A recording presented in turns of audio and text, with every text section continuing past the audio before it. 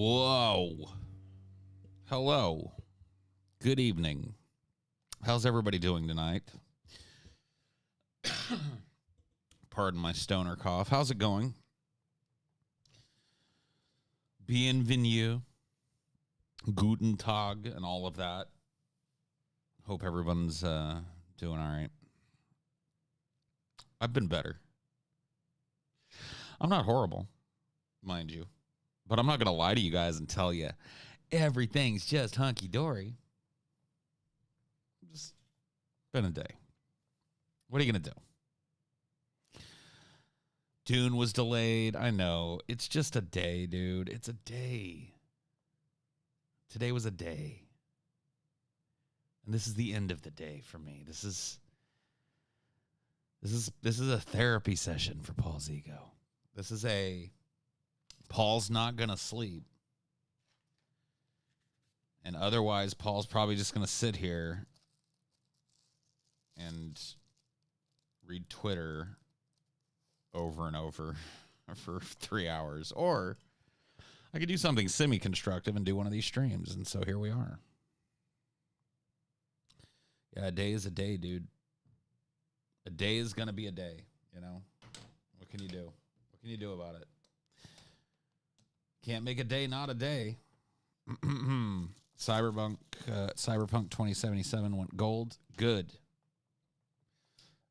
I pre-purchased that bitch a while back because, I mean, really all you've got to do to get me to buy your video game is name it something like Cyberpunk. But the fact that it actually looks like a really good, you know, choice-driven kind of open world-ish game, and that it has a really good developer. Well, CD Projekt Red. Yeah, it's going to be dope. That game is going to be dope. YouTube notifications never work. Sorry, Duck. I wish there was a way I could fix that for you, but there isn't. YouTube is a piece of shit. Baldur's Gate 3, yeah. What up, Naughty Mouth? What up, everybody?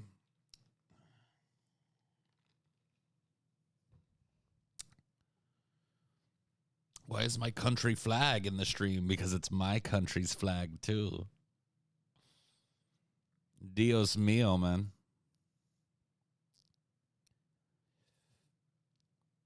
Goddamn, Cyberpunk was announced in 2012, and people have literally died waiting for this game. Yeah, I know. Trust me, I know. Dude, when I saw that Dune news, I was like, dude, man, there's a better than reasonable chance that I just croak of a pulmonary embolism or something between now and fucking when Dune comes out. It's like, what? It's like this movie's trying to never let me see it. It's been pushed back, too. Remember, Dune's original release date was 2019. Like, the original release date was late 2019. And now we're looking at late 2021.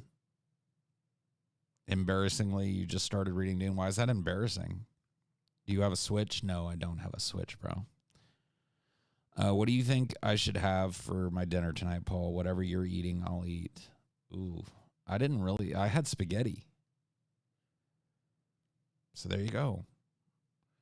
Yeah, I had some spaghetti for dinner. So there's your dinner. Hope it's good. Do you think Dune being postponed will improve the quality? I mean, I hope they use their time. Like, I have to imagine that if they were going to pop the trailer and start the hype machine as hard as it was with the trailer, that the movie's probably close to, you know, where Denis wants it. I somehow severely doubt that it's being delayed so that the movie can be reshot or rewritten or you know, I think it's being delayed because they realize that, like, COVID is going to fucking stifle the numbers on the release of this movie. And they're banking on 2021 being a safer time for people to go to the movies. They'd rather sit on that egg and release it at the right time, you know what I mean? Then at least that's, the feeling that I get about why they're doing this. But hopefully they use like the time to improve it. Trump left the hospital after only being there for a couple of days. Thoughts? I mean, I don't have any like super, I don't have some take on this that you guys haven't heard before. What I do know is this. People that are admitted to the hospital for coronavirus don't usually come out in 2 or 3 days. In fact, when you have the coronavirus, you're supposed to quarantine for at least 20 days before you interact with other people. And that's just for the safety of other people. That's not even considering your own safety. Now, we live in an age where the president's health is a matter of propaganda.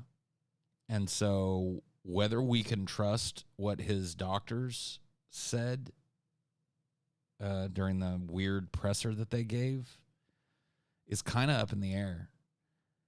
On one hand, they're doctors, so who the fuck are we to question their decisions? On the other hand, they're being told what to do.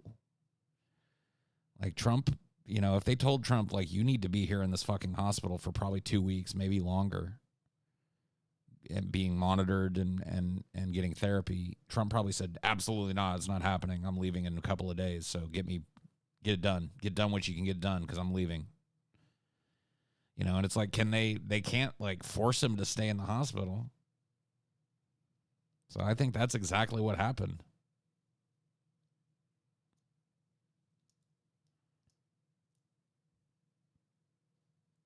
Like, I think that's exactly what happened. I think that he's still very sick. Anybody who's taking steroids, like the steroid, I can't remember the name of it, dextromethasone or whatever that he's on, that's used in the severest cases to open up people's breathing passageways and shit. His oxygen levels are dropping. We know that he was on supplemental oxygen. We don't know how many times or for how long. I mean, I was looking at it earlier. There's this video circulating. I can try and pull it up for you guys here.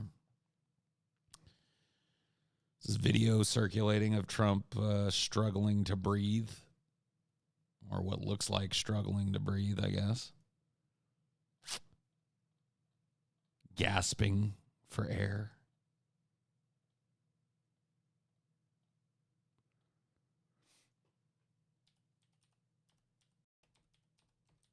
We can take a look at that and see if people are like overstating it or whatever the fuck. So here's the clip that's making the rounds. I don't know if this is the only one. There's probably longer versions and different versions, but we'll take a quick look at this. This is just Trump after he was choppered in today from Walter Reed Medical Center back to the White House. Just prior to this, he has taken his face mask off to pose for this photo op standing in the grand entryway of the White House. And I want you to take a look at this man and tell me if you think he's having a hard time breathing or not. Okay, here we go.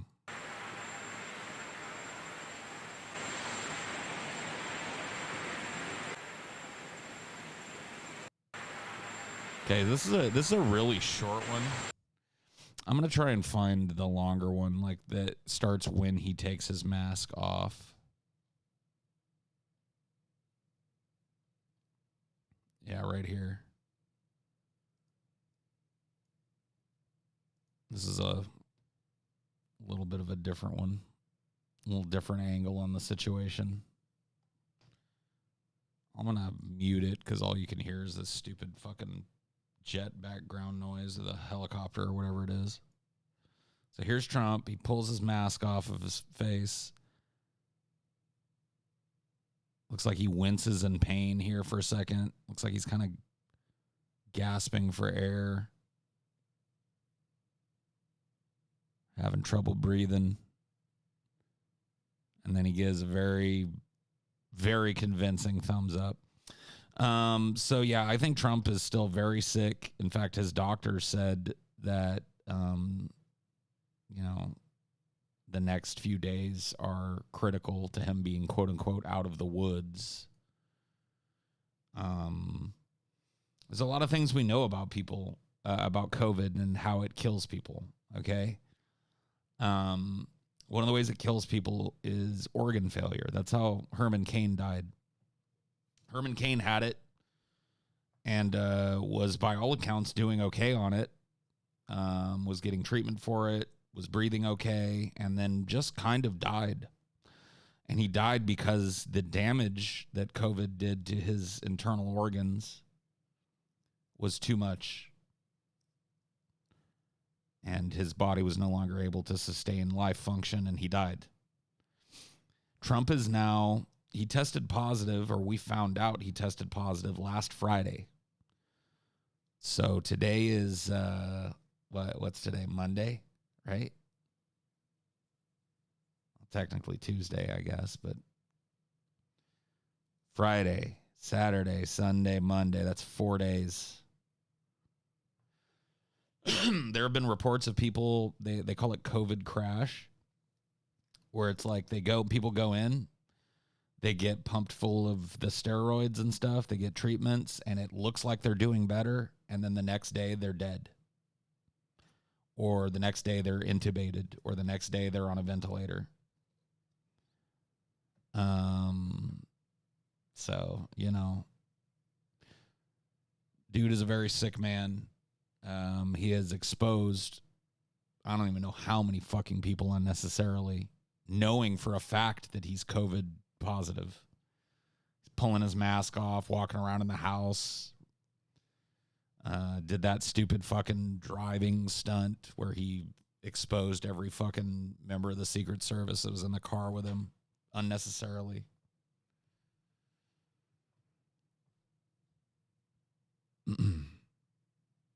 Thank you, Schmo. I appreciate that.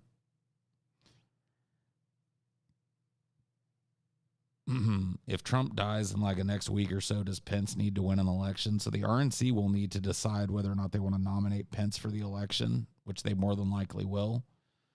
But yeah, it'll be crisis mode, man. If Trump croaks tomorrow or the next day, not the DNC, but the RNC will go into fucking crisis mode. There'll be a discussion about, we know that the transition of power will be to Pence, but whether or not they will nominate him, who knows? Oh yeah, I guarantee you that they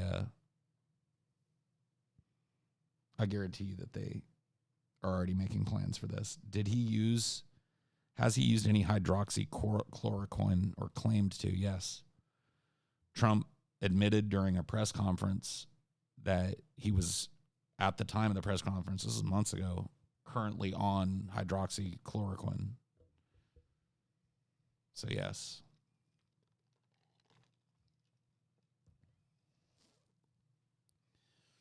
There's a chance Trump's fine. I don't mean to be the doomsayer, and I definitely don't know as much as a doctor at Walter Reed, but I do know that there have been quotes released from some of the doctors that were part of his care team at Walter Reed that say that he should not be leaving the hospital, that the next few days are very critical in terms of,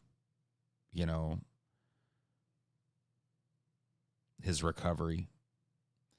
And you got to understand, too, that, like, this is a man who is used to reality conforming to his will. And so, and he's also in the early stages of dementia as well. And so you got to understand, he's becoming, at a time where he needs to rely on other people's advice more than ever in his life, he's becoming more obstinate about doing so due to his mental illness. Degenerative brain disease, like Alzheimer's and frontotemporal dementia, people get obstinate. People refuse, like, it's like when they notice that they have it, they create this internal wall against having it. And Trump is really not even in a place, in my opinion, where I think that he can make his own medical decisions at this point. Like, his children should get together and have an intervention if they care about their dad, because he is fucking really sick.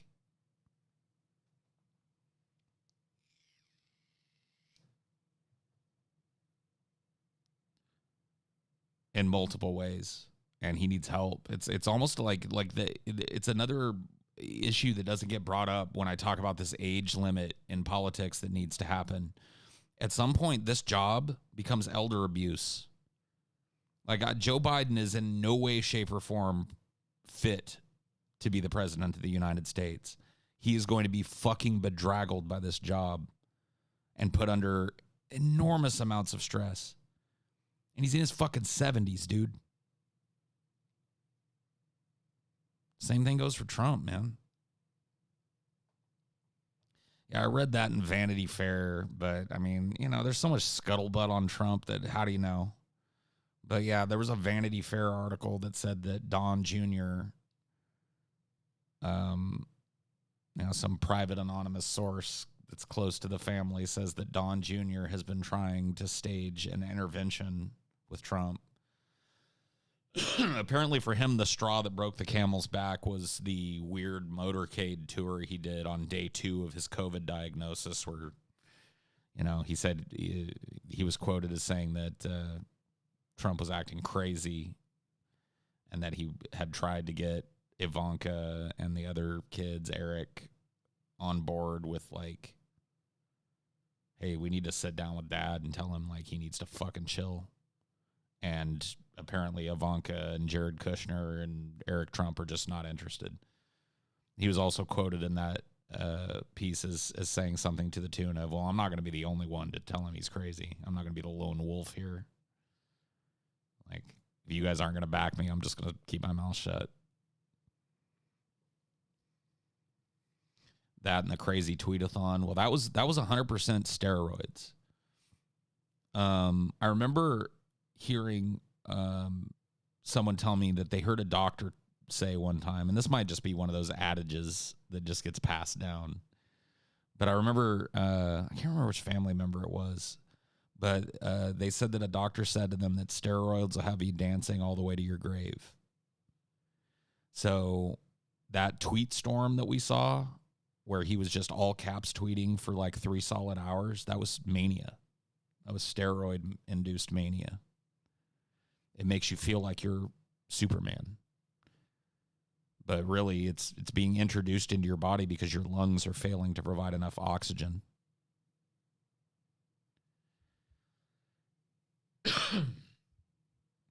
So, there's that.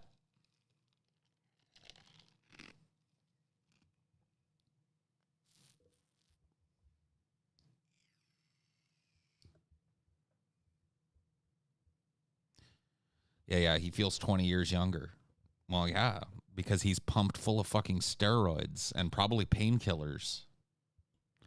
You'd feel like fucking $1 million too if you had your bloodstream filled to the fucking brim with steroids and shit.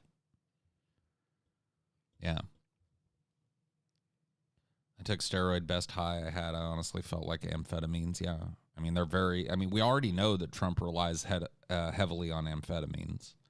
The infamous desk drawer picture where he's got a desk drawer in his New York office that's literally filled with Mexican Sudafed with the extra fucking ephedra in it. Yeah, we already know that Trump relies heavily on stimulants to get himself up and moving.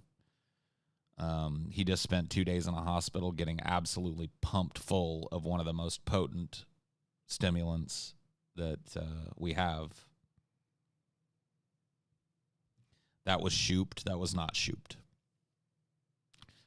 That picture was not shooped.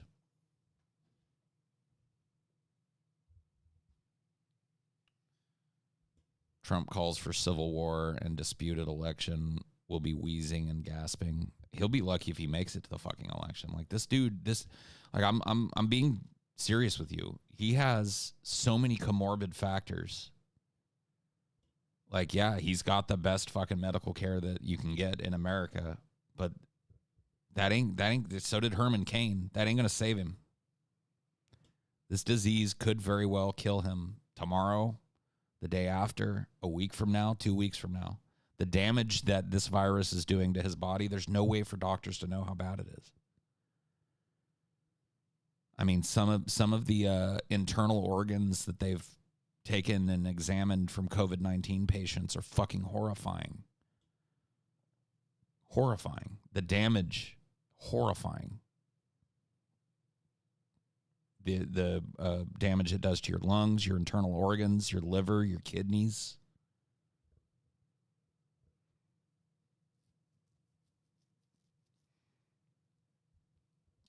Saw TJ's writing a fiction novel. Have you ever attempted, succeeded in writing a screenplay or novel? I've never succeeded in finishing one. I've got a book that I've been working on for a long time, kind of an autobiographical book called Beware the Giant Worm. And it's a side project of mine. It's, I'm not trying to be an author, so I take my sweet time with it and I write on it when I feel like it.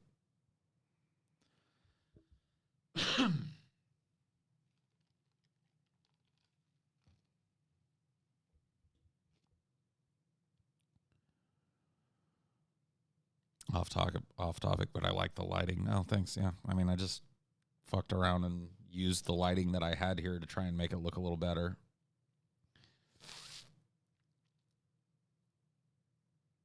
But it works pretty good. Hey, Paul, you recently on a show talked about a guy who made documentaries in the 80s about corporate manipulation. Do you remember his name? I wanted to check it out. Not in the 80s, in the 90s and early 2000s. His name is Adam Curtis. He's a British documentarian. If I were you, I would start with The Power of Nightmares or The Century of the Self.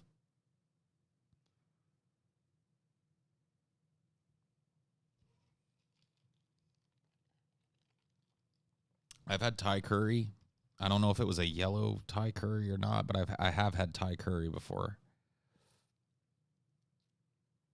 Adam Curtis literally changed the way I thought about the world. He's one of those people that, like, his work and documentaries literally changed the way I thought about politics, psychology, America. They were eye-opening documentaries that came around at a time in my life where I was feeling ever more disillusioned with the way things were going, but I couldn't put my finger on why. And those documentaries, along with other media sources from great thinkers, Dalton Trumbo's Johnny Got His Gun, fucking changed me. Absolutely fucking changed me. Do you think if Pence was put as a presidential nominee last minute, it would benefit the Republicans on Election Day, or would Trump's death almost guarantee a Biden victory? It's hard to say. I mean, I know that people are nowhere near as fired up for Mike Pence as they are for Donald Trump. So my first initial instinct is to say that it would be a bad thing. It would probably not bode well for Pence.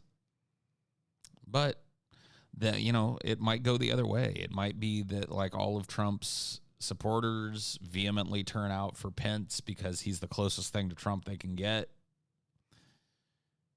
It might be that, like, Pence picks,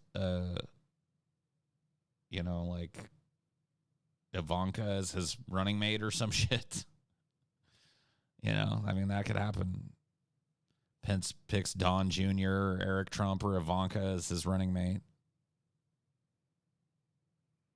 Pence is definitely more mentally there. Yeah, I mean, I guess. I don't think Pence is fucking crazy in the same way that Donald Trump is, but Pence is a hardcore fucking religious nut. Like, I don't know. Like, I know it's, like, become passé these days to talk about it, but religious people, especially fundamentalists, are fucking insane. They believe. I'm talking, what's his daughter?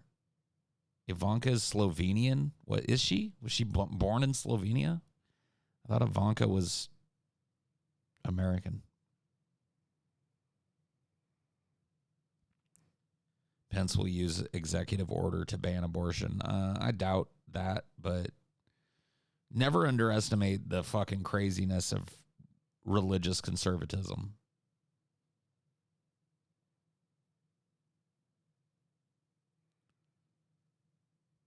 Ivanka was born in New York. All right. That's what I thought. Melania is Slovenian. Yeah. Okay. Somebody's confused. Somebody in the chat is confused or trying to confuse me.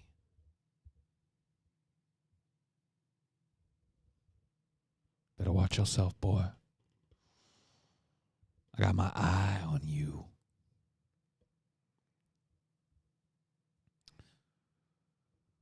Imagine not being able to abort a fetus. My daily life would be turned upside down.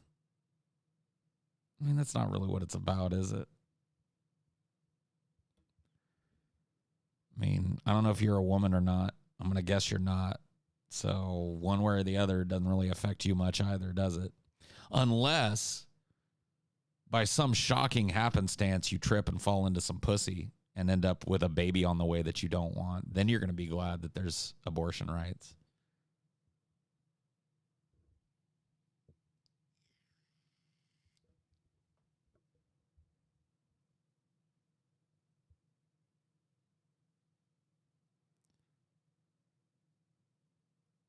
Did you watch the South Park pandemic special? No, I don't watch cartoons anymore. I got sick of both cartoons made for children and cartoons made for adults. I watched too much fucking South Park, Simpsons, and Family Guy growing up, and I just can't hang with the format anymore. It doesn't make me laugh. It doesn't interest me. It just bores me. Pro-life, pro-choice, nah, I'm anti-breeding. Well, at least we know, Old Crow, that you stand on the courage of your own convictions. You probably will never breed. And so, you know, you've chosen a principle you can stick to.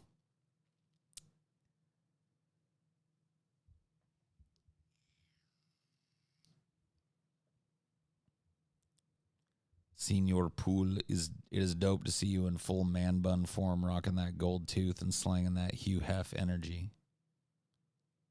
I wish I had a gold tooth. Maybe I'll get one. I can afford a gold tooth. Well, not like a real gold tooth, but like a grill. What do you guys think? What do you guys think about me getting like a grill? 100 bands up in the floor of the kitchen. A couple more up in the walls and the ceiling. Eyes open, I see you, I'm watching you. You guys have to get used to me talking like this, though, because it's hard to talk with them grills, you know what I mean? When you got that big mouthful of ice, you know what I mean? I have to get used to hearing Plausigo talk like this. What it do, y'all? All up in this bitch. Pull it. You always got to show it off, too. You got to be like, you know what I mean? Just chilling. Iced out. Got the choppers, you know what I mean?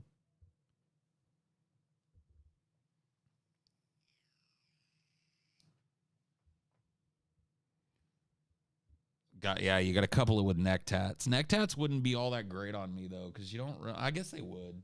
You can see this like around my beard from the side.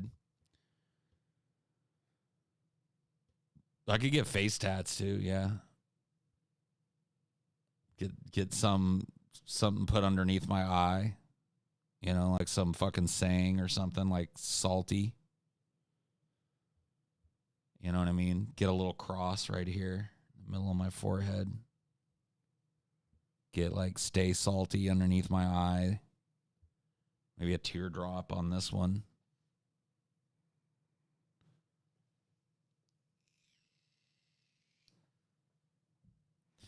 Salt Lord on my knuckles, yeah, so I can like knuck it up.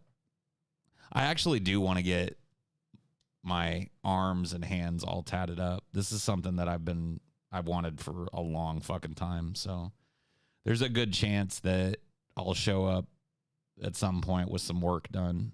I'm just, I'm in the process of trying to find a fucking artist I can work with.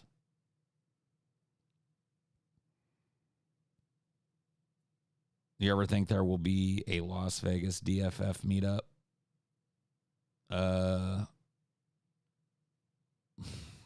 I don't know, man.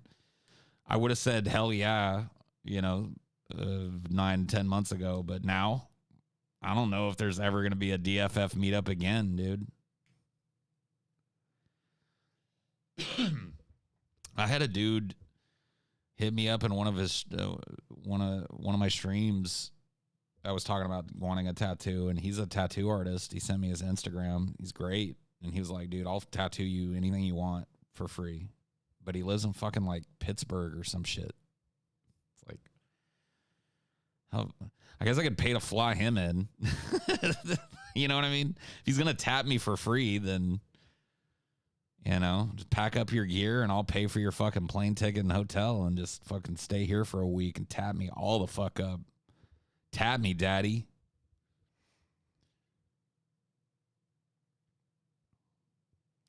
How do you feel about positive rights versus negative rights?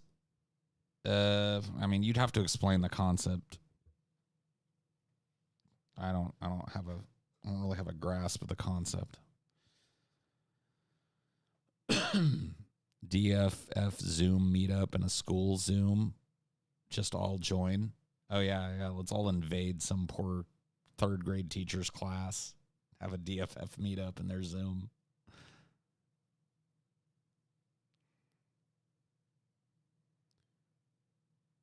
Making bets with the penalty being tattooing sounds intriguing.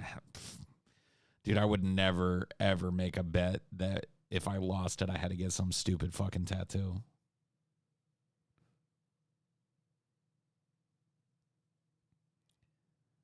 Positive rights are the rights to do something. Negative rights are the rights from something or something like that. Yeah, I mean, I can extrapolate that much from it, but it's, just not a philosophical concept I'm all well too versed in. Well, good night. Gotta go. Hey, all right, bro. See you later. Whatever, man. Whatever.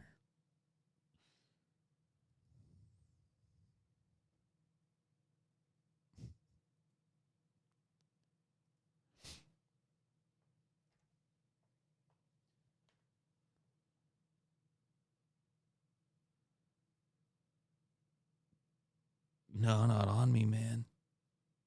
Well, it'd be a lot cooler if you did.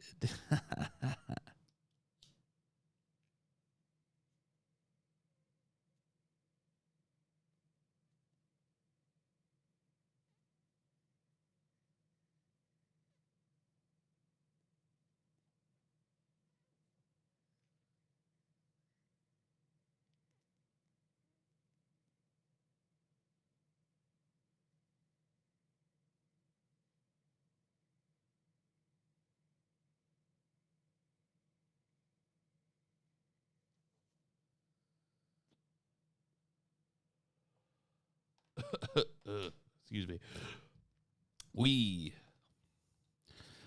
That's what I'm talking about. That's what I'm talking about. Okay. All right. Anyway, what were we? What's going on? What am I doing? Why are you guys all here?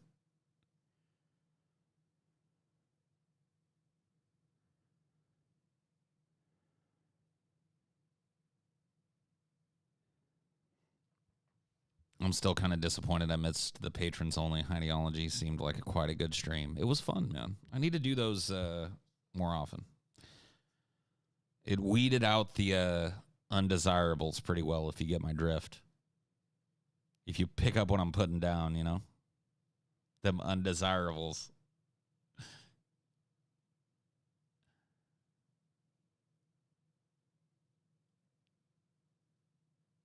Nah, I was still there. Dude, you want to get banned? You want to get banned, Carl? Unless you're a patron, in which case, of course, you were there.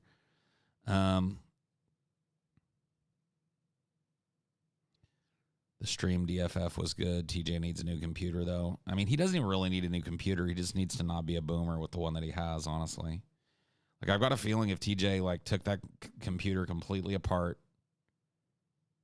cleaned it, and put it all back together again, and then wiped, like, did a factory reset on it, a full Windows reinstall, I have a feeling that computer would run like it was brand fucking new. But he ain't gonna do that. So, yeah, you got to do it about once a year. That's about how often I do it with this. I think mine's overdue by a month or two. But, yeah, I'd say on average about once a year. You clean out everything real good. You fucking put all the stuff you want to save aside, and then you do a clean install. Refresh everything, you know?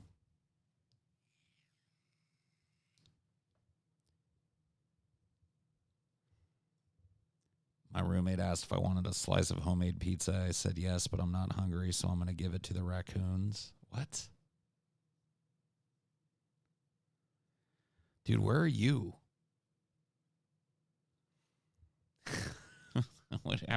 Why do you just drop a comment like that in the middle of a... Man, you're going to give it away to the raccoons? They're not going to appreciate that fucking homemade pizza. Hey, you really should time him out for that.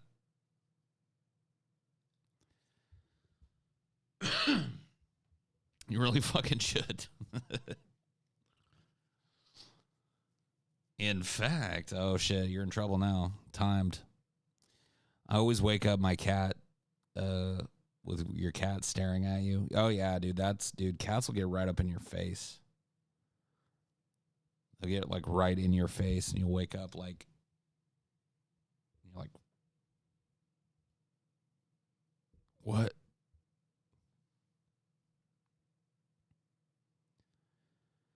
I'm not voting for either Biden and Trump, but I am voting. I might write in Bernie or vote a third party. I'm just sick of my family telling me I need to vote Biden. I hate Biden just as much as Trump. Well, good for you. I mean, you got to vote for shit. Half of these people that say that they're going to go vote for fucking Trump or Biden get in the booth and pull the lever some other way. That's the thing, like with human beings. That's why it's so toxic. Is like there are people out there, I guarantee you, pushing this riding for Biden shit, that when they stand in the booth, either they're not going to vote themselves, either they tell you that they're going to vote and they're not going to vote themselves, or they're going to get in that fucking booth and pull the lever for Trump or pull the lever for somebody else. I guarantee you. You watch at least one lefty that doesn't plan on practicing what they're preaching. You think votes should be mandatory in the U.S.? Sure, why not? I don't care. They'd have to make voter registration automatic like it is in Australia and pretty much every other place. Like if you're born, you got a social security number, you're registered to vote. That's it. It's automatic. There's no secondary process. No bullshit, no barriers to your vote. Voting for Trump at this point seems so unconscionable. How oblivious and foolhardy do you have to be? I mean, dude, I don't know. I've lived through this shit before. Maybe not to the level of Trump, a different kind of thing, but I've seen liberals in a tizzy like this before. George W. Bush. Go back and find some fucking breathless commentator news clips about George W. Bush. A fascist, a Nazi, a warmonger, a war criminal, a man who was driving the national car down a fucking highway that had a dead-end brick wall at the end of it, a total fucking idiot.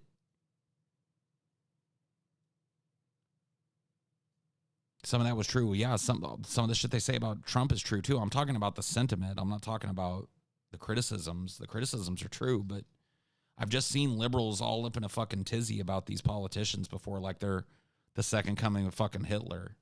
It's a tactic. Like this whole, like Biden's whole campaign is, I'm not Trump. Well, duh. What are you? Well, I'm not Trump. Okay.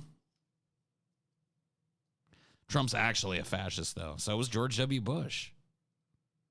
If Trump's a fascist, so is George W. Bush.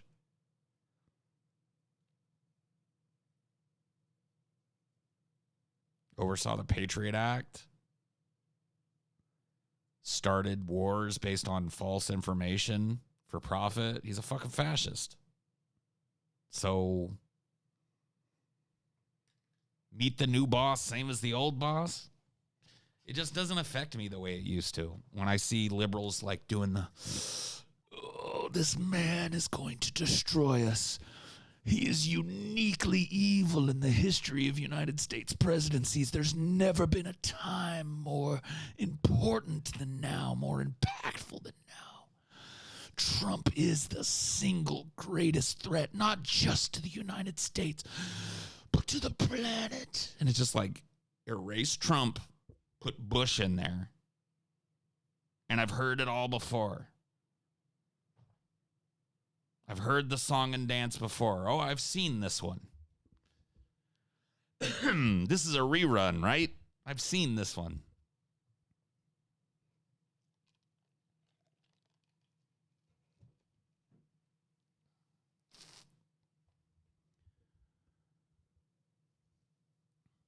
Trump is literally passively building up concentration camps at the border with my people in there. Those concentration camps at the border that your people are being held in were built by Barack Obama's administration, were built by Joe Biden's administration for the very purpose they're being used now. So if you think you're voting for somebody that's going to immediately release your people from the concentration camps by the borders, you're fucking wrong. Take a look at how many migrant families your people, Barack Obama and his vice president, Joe Biden, broke up during their fucking 8-year tenure as president and vice president of this country. And tell me you feel safe pulling the lever for that man. He's about as anti-immigrant as a neo-lib comes. Joe Biden is on the record in like 1990 saying that he didn't want America to turn into a, quote, racial jungle. He didn't want his children growing up in a, quote, racial jungle.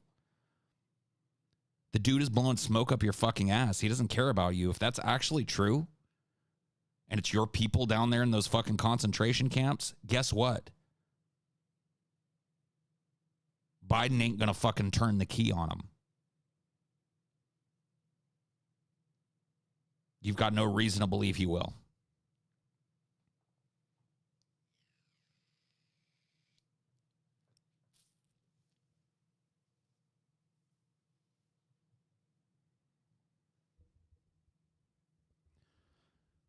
Yeah, I made a tweet about Trump being readmitted to the hospital. I didn't call it one way or the other, but I said, who's got odds on Trump being back in the hospital within a few days? And people seem to agree that like he did not look good.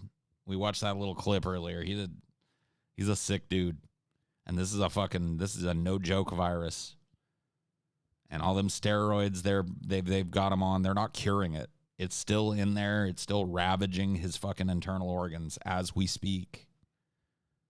Those steroids are not stopping it.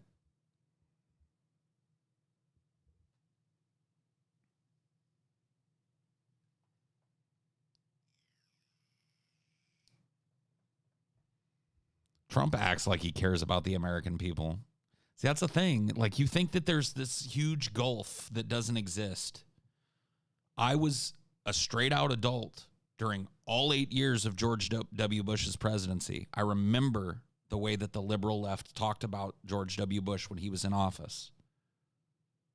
I remember the things that he would say that made his followers and the people that supported him believe that he cared about America.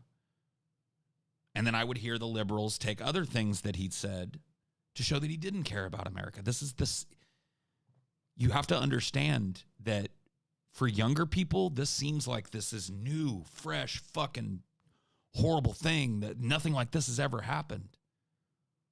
But for those of us that are old enough to have lived through several election cycles, this is all deja vu. I've heard it before. I've heard that the fucking Republican that's in office is basically Hitler. Neo-Nazi, racist, cozying up to white supremacists. None of this is new. None of it's new. Every single one of those points were made against George W. Bush. Political theater, indeed. We got a lot of audience members up in here. A lot of audience members. And I'm not trying to be like a fucking old people know better than young people kind of guy. A lot of young people in that audience, though. Still watching the show and still thinking that their vote matters. I've seen this before. It's on rerun now. He's a fascist. He's a Nazi. He is.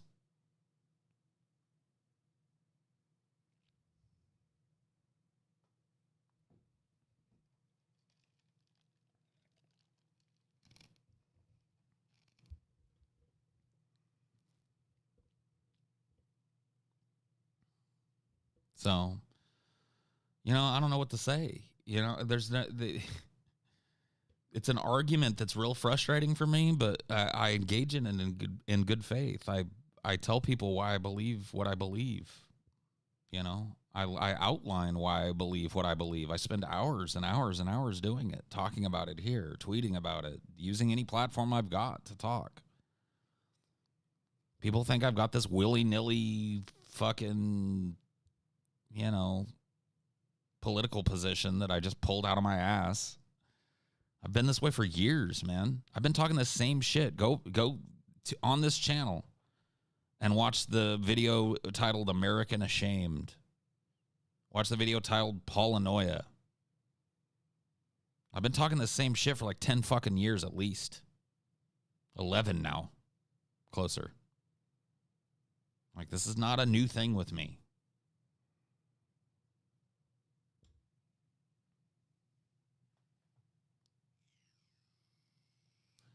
I watch you talk to Vosh, and you pretty much ceded every single point to him, though. I think that's a little bit of an uncharitable way of calculating the talk that I had to Vosh. I did cede some points to him because they're points that don't matter in my mind. Like, is it likely that Biden will be slightly less harmful to gay people and black people and people of color? Yeah.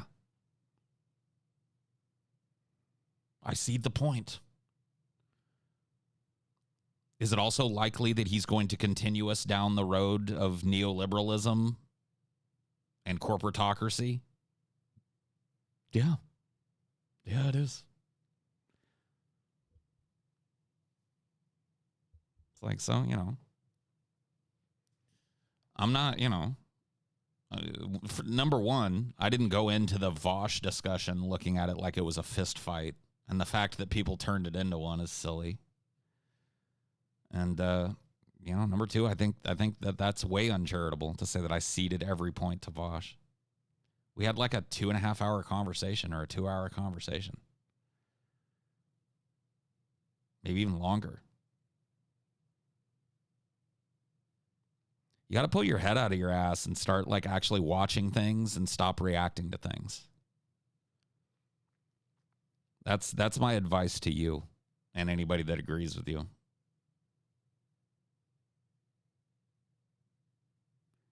Hey, Paul, you're my idol. Peace be with you, brother. Hey, thanks, man.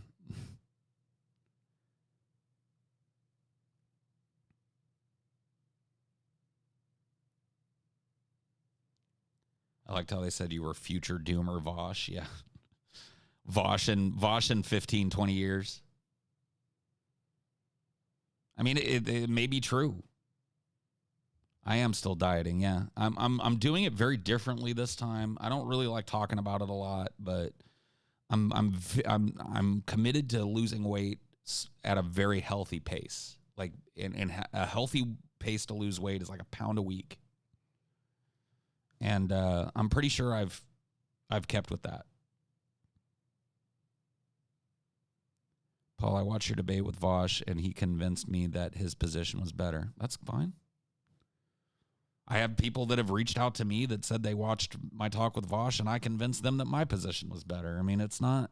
That's why people come together and have talks. See, a conversation is different from this like boxing match that you guys try and turn every fucking interaction with another person and me into. Like, I feel like Vosh and I had a conversation.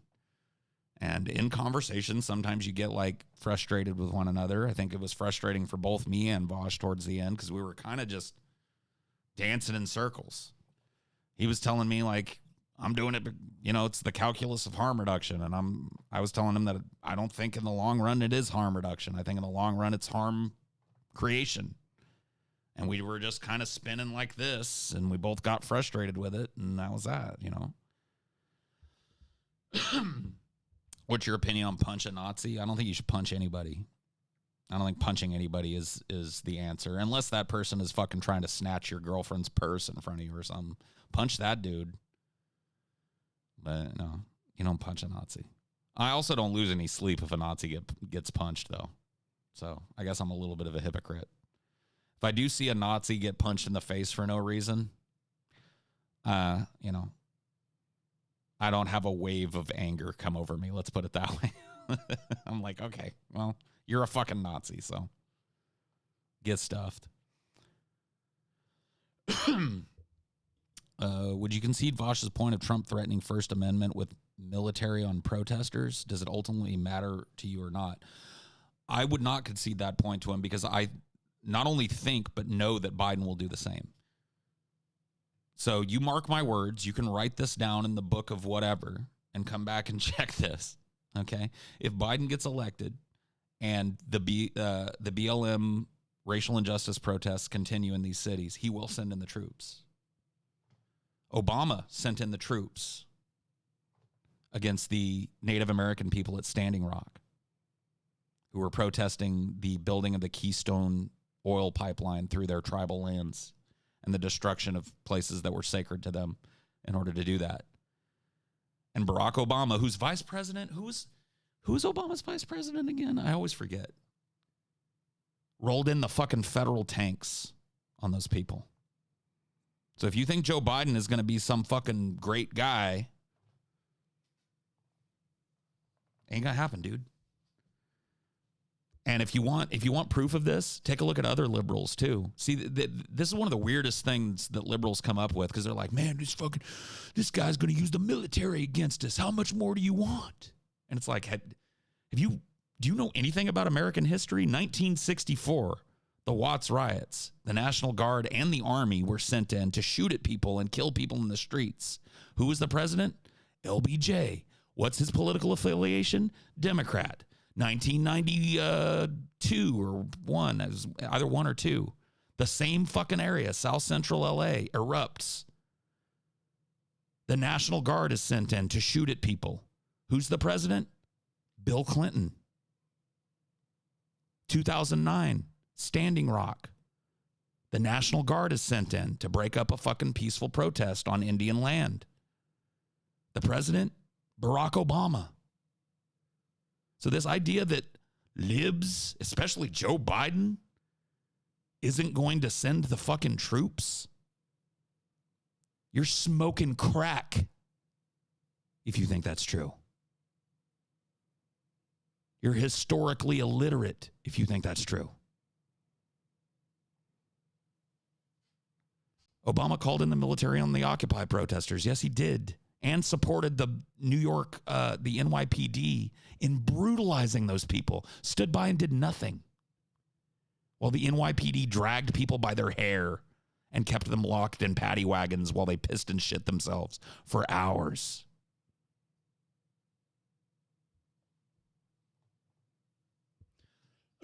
He's not only just an establishment politician. He's an authoritarian. He is going to send troops against black people protesting against violence. Mark my words. Write it down. Chisel it on the stone fucking tablet.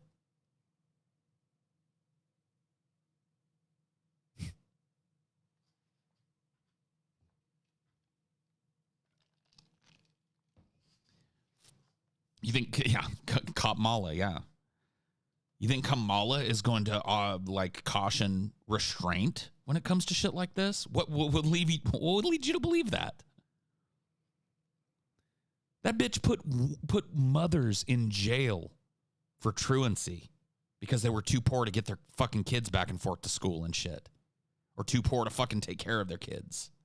She put them in jail.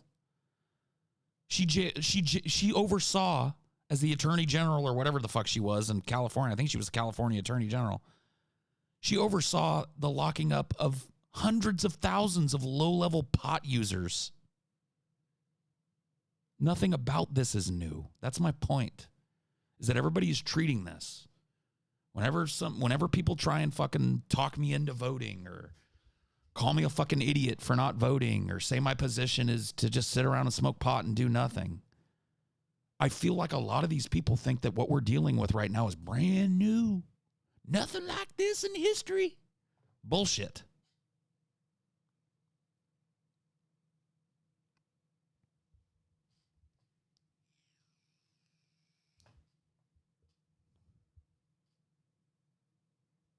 Now I like your notion of solidarity. You should, because it's post-political. It doesn't involve this toxic fucking shit. This bullshit theatrical fucking play that gets put on by the people that lead this country every 4 years. I have missed you, Paul. Well, thank you, Ricky, for the $5. I appreciate it. Can't say that I've missed you because I don't know you.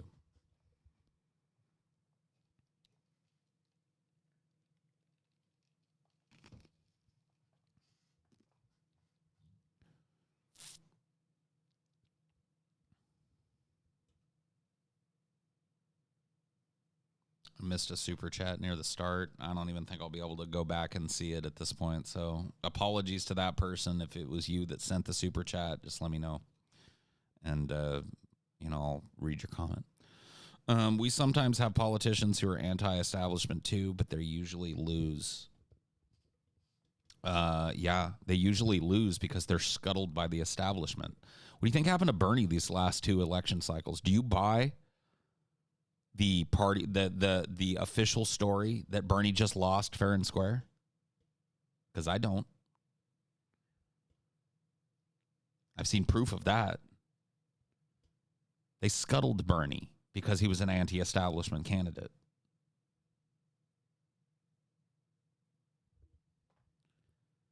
It was me that you missed. I said that thanks for the streams. Oh, well, you didn't have to give again, but thank you for that. Feels so clean, like an establishment machine. Yeah, there you go. I mean, just is what it is, dude. Like, this is what you're up against if you want to convince me to go out there and participate in this fucking dog and pony show any longer. I'm too old. I've seen it too many times. I played the game. And I hate to say it, but younger people who are not looking at recent history in the United States are getting gamed right now. They're getting gamed by Biden and the entire Democratic establishment right now into believing that we're facing some kind of fucking unique threat when we're not. We're facing a cyclical threat that will come back after Biden. There will be another Trump. He will be called a fascist and a Nazi, and it will be used to convince people to subvert their expectations for a politician and vote for a weak ass like Biden. And it'll happen again and again and again. And by the time you're 40 years old, you'll be fucking sick of it too. And you'll be going like, what the fuck am I doing? What is this, like the 6th election cycle that I've been making this like, well, he's a little less evil argument? I'm fucking tired of it. But I can't fast forward time for you. So right now, you got to go through your little idealistic phase. You got to go through your little like, oh, I'm doing something good, man. Unique. This never happened, man. We got to stand now more than ever. Towing your little AOC line and shit. getting hyped up at the back pats you're getting from fucking people like AOC. And then fucking 20 years from now, assuming the world hasn't ended, you're going to be sitting here feeling just like I am. Looking down the barrel of doing it again. Another shit neo-lib politician you know isn't going to give you health care. You know isn't really going to address any of the problems that you care about or that the people that you care about need addressed. And you're going to go, Paul was right, but I'll be dead. So I won't even get to see the moment of realization come around and get the flood of messages from people. Paul, when I was fucking 20, bro, I just fucking believed in this whole electoralism thing. And like, dude, now that I've seen the light, I'll be in the fucking ground. Won't even be here to bask in my fucking correctness. You'll die of AIDS before you say Paul was right. You'll die of AIDS anyway.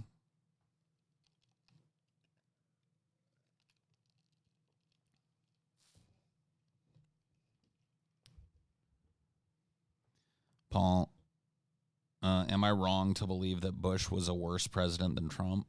When it comes to, it depends on how you look at it, right? So Bush was more charitable, I think, to people of color.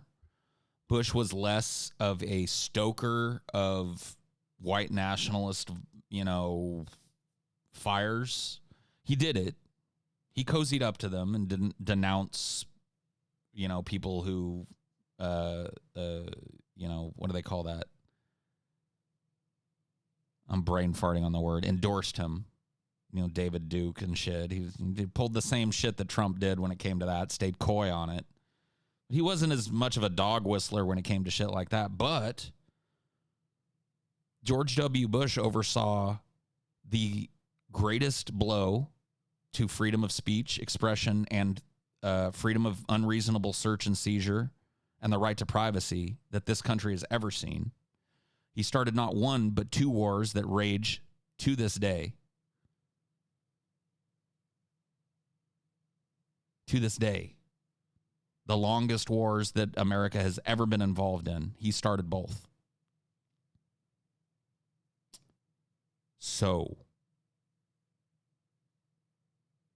you see why going, which one is worse, is kind of pointless? They're both bad. That's the point. They're all bad. Free speech zones, yeah. Yeah, that was George W. Bush.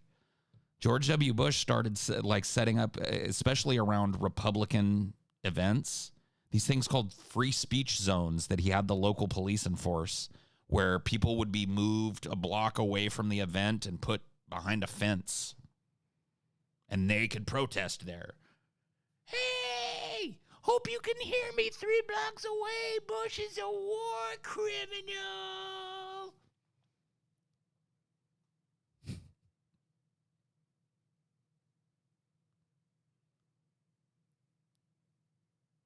Just telling you guys, dude. You can believe or not believe. You can think I'm fucking full of shit or not. It doesn't really matter to me, to be honest with you. Like, I don't care. Like, electoralism, like, I'm trying to get people to fucking walk away from it. That's what I care about. That's why I troll so much on fucking Twitter. That's why I post about it. That's why I talk so much about it. That's why I try and get people riled up about it. Is I'm trying to challenge people's ideas that electoralism is going to fix a fucking thing in this country, because it's not going to. It can't. Our government literally is not equipped to deal with the existential threats that we face as a species right now. Not equipped. Too bought and sold. Too owned by interests that are aligned against what we need to be doing. Electoralism doesn't change a fucking thing.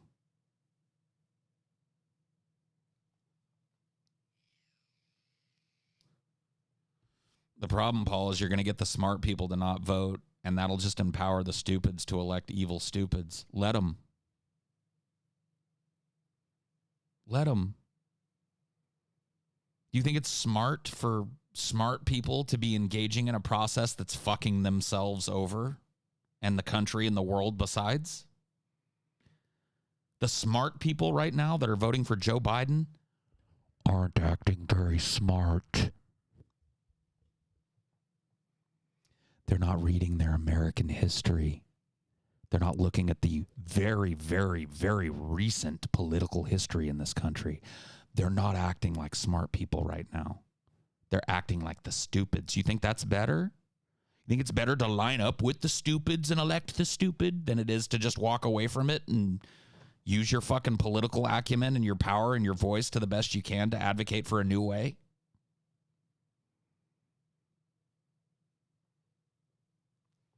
My condescension is so annoying, then fuck off. Ain't nobody forcing you to be up in here. Ain't nobody forcing you to listen. Ain't nobody forcing you to take part in the conversation. If I'm annoying you, get the fuck out. How about that?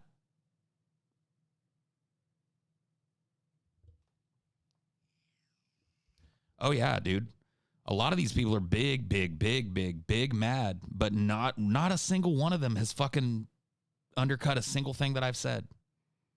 You notice there's a lot of big mad and a lot of Paul's stupid and a lot of your condescension is annoying, but not a lot of here's why you're wrong about this. Here's why you're wrong about this. Here's why you're wrong about this. Because I'm not. So stay mad, y'all. Stay mad and stay voting. And in 20 years, come to my gravestone and tell me about it.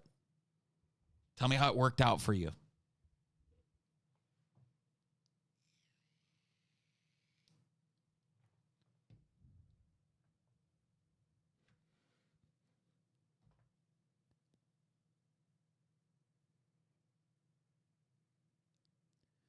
Do you think the political unrest in America will lead to another global war? We're already in World War III. It's been raging since about 2003, I would say. If you think that the fact that we have a 3-theater war going on right now isn't World War III, with all of the powers aligning behind certain sides and funneling military equipment, and we're in World War III now. We've been in World War III for damn near 2 decades. How you like that?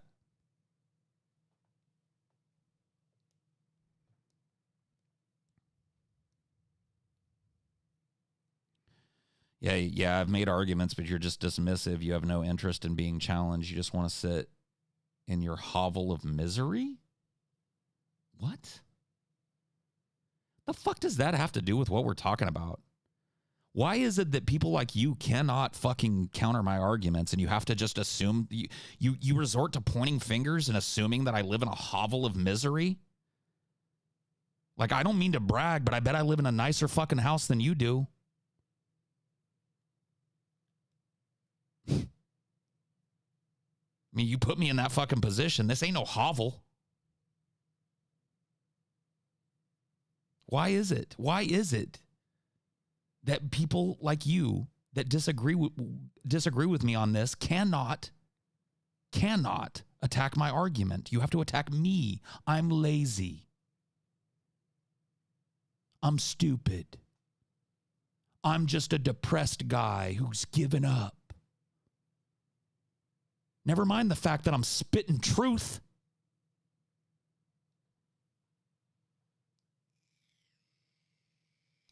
Set that aside. All that truth just because Paul is lazy and depressed. Fuck off. Take your butthurt ass up out of here with that bullshit if that's what you're going to bring. I've been charitable to you. I've answered your fucking questions. You've been here a long fucking time, Brianna. So eat a fat fucking dick. How about that?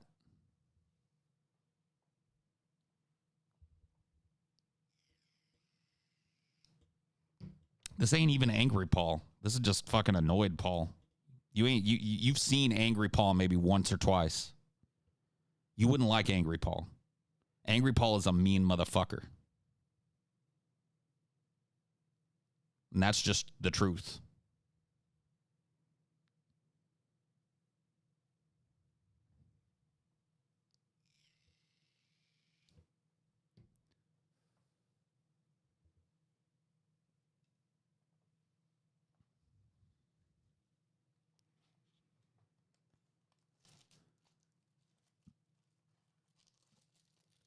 Paul is depressed for realizing the truth, and I'm happy because I can delude myself. A dirt. Yeah, pretty much.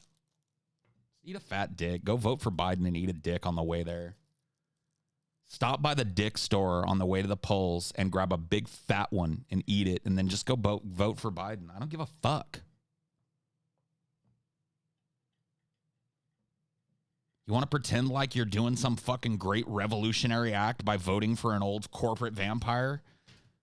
All I ask is that you stop by the fucking dick store on the way there and eat a fat one.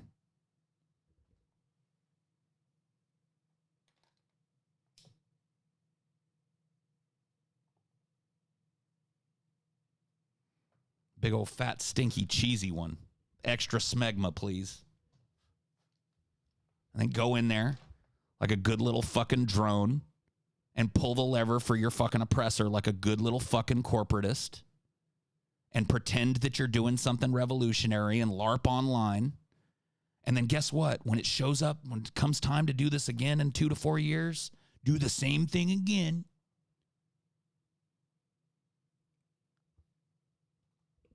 Whatever.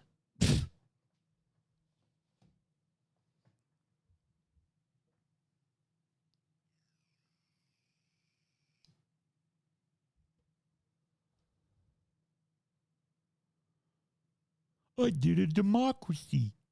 I saved the planet from President Trump. Dumb fuck. No, you didn't. You fucked the planet with President Biden, who's going to continue to fist fuck it. And if you should have the fucking misfortune of ever having a child, then that child will grow up in a world that was fist fucked by Joe Biden. Congratulations.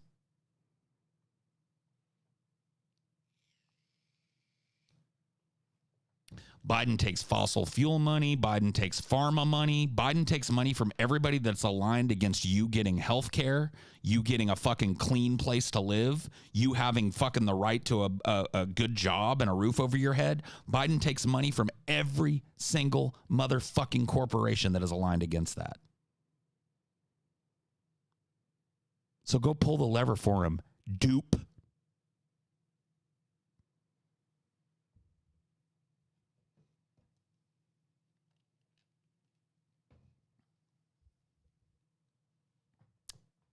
Anybody else?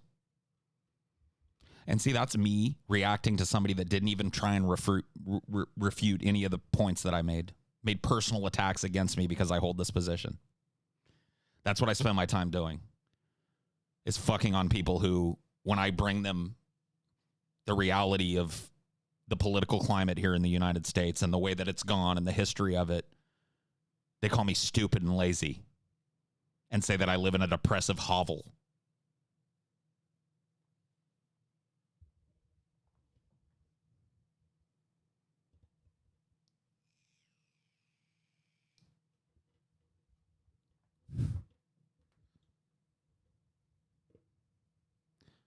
Biden's going to be long dead when the big effects of climate change happens. I'm going to be long dead. There's a good chance if you're like 20 or 30, you'll be long dead. It's your children that are going to reap the benefits of this. The only thing that could be done but won't be done is a general strike. You're right about that. Yes, I am. Thank you for the $5. You're absolutely right. I'm correct about that. That's the last vestige of power that we actually have. That's a vote that matters. A union vote. You want to vote? You want to cast a vote that could actually change your circumstances and the circumstances of the people that you know best and that you work with in your community? Make a union vote. Stay away from these stupid fucking polls. You probably get COVID at one anyway. Cast your union ballot.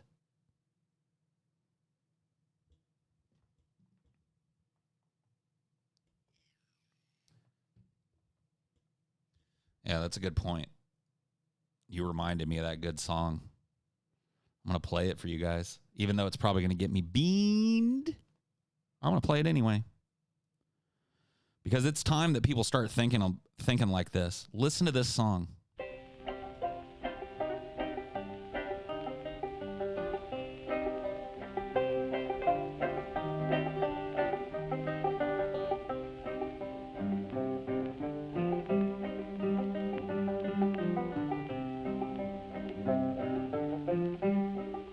is the Almanac Singers. Which side are you on?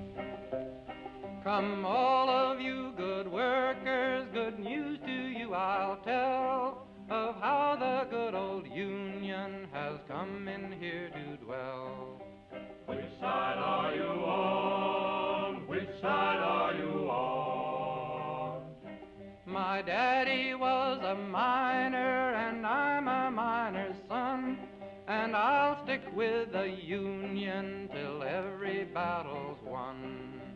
Which side are you on? Which side are you on? Which side are you on? They say in Harlan County there are no neutrals there. You'll either be a Union man or a thug for J.H. Blair. Which side are you on? Which side are you on? Which side? Oh, workers, can you stand it? Oh, tell me how you can. Will you be a lousy scab or will you be a man? Which side are you on? Which side are you on? Don't scab for the bosses, don't listen to their lies. Us poor folks haven't got a chance unless we organize. Which side are you on? Which side are you on? Which side are you on? Which side are you on? Well,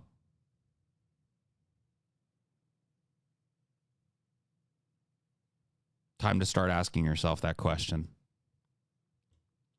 Because a lot of people that claim to be on the side of humanity are acting like they're not. They're voting for people who aren't. They're pretending that that's the only way forward. The power is in our hands. All we have to do is organize. This country would grind to a screeching halt. This House of Cards economy would collapse on itself if just 70% of people walked for a week. You don't even have to get 100. 70%.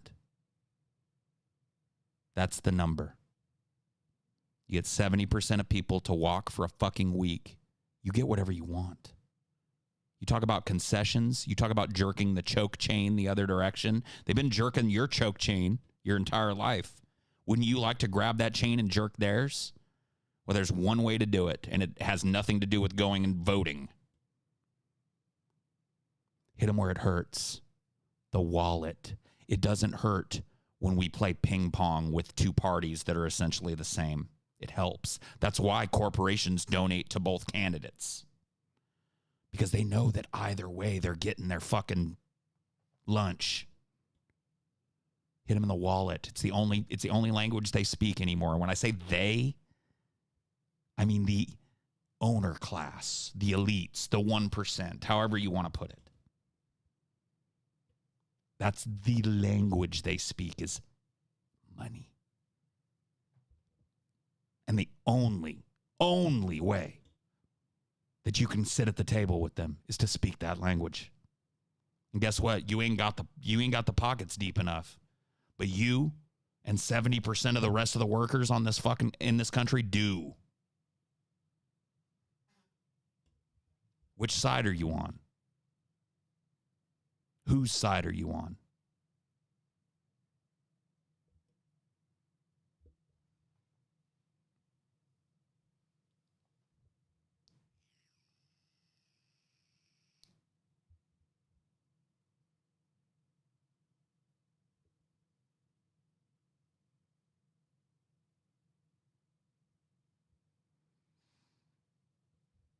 You do nothing by not voting. This is a meme too that gets passed around and like spoken with a lot of authority, but it's actually fucking hot air and bullshit.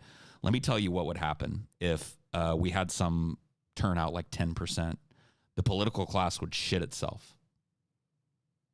Would shit itself if 10% of people, if only 10% of people showed up and voted. Because it would mean that people had utterly given up on the idea that they had any power in this country in the electoral process, which is what they use to keep us thinking that we do. They would be having meetings. What are they doing? If they're not participating in this political circus anymore, what are they doing? What kind of organizing is going on? What kind of political thought is taking shape now that we don't control the narrative? Now that we don't have the narrative control? Because people have tuned out of our shitty fucking corporate-owned media and tuned out of our shitty dog and pony show electoral cycles. What are they doing? What are they up to? What's he building in there? What's he building in there?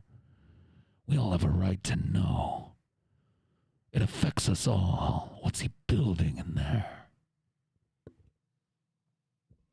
They'd love for us to give up. Meme.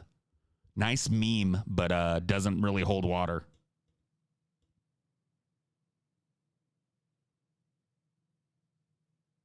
No, it wouldn't. Why does the people who pays the checks of the military care about what the subjugated class thinks? Almost 50% of America hasn't participated in the system for years now. Yeah. And 50% is just enough, right? About 50% is about, you know, give or take. That's your normal turnout. Sometimes less.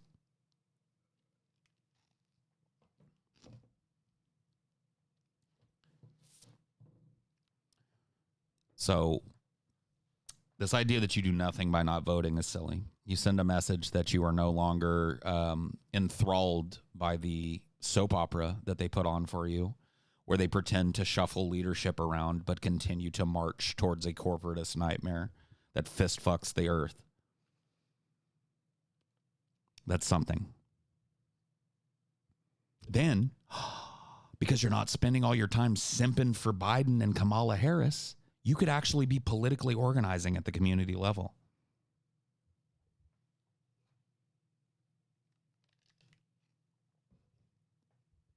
You could be organizing at your workplace. You could be seeking out local union leadership and becoming active. You see what I'm saying? Look at the amount of energy spent by really smart people simping for Biden. Look at the amount of political capital. Look at the amount of platform that has been wasted with smart people with good ideas for the future of this country telling you that your best bet is to vote for Joe Biden rather than organizing at the community level, rather than talking about a post-political movement, rather than admitting that this is broken and cannot be fixed from within. There's no way the ballot fixes this.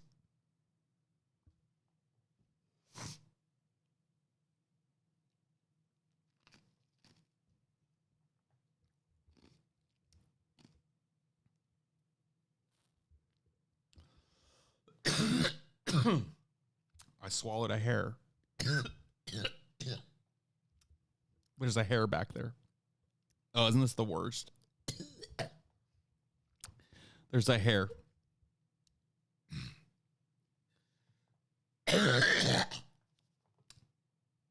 Get out of there, hair.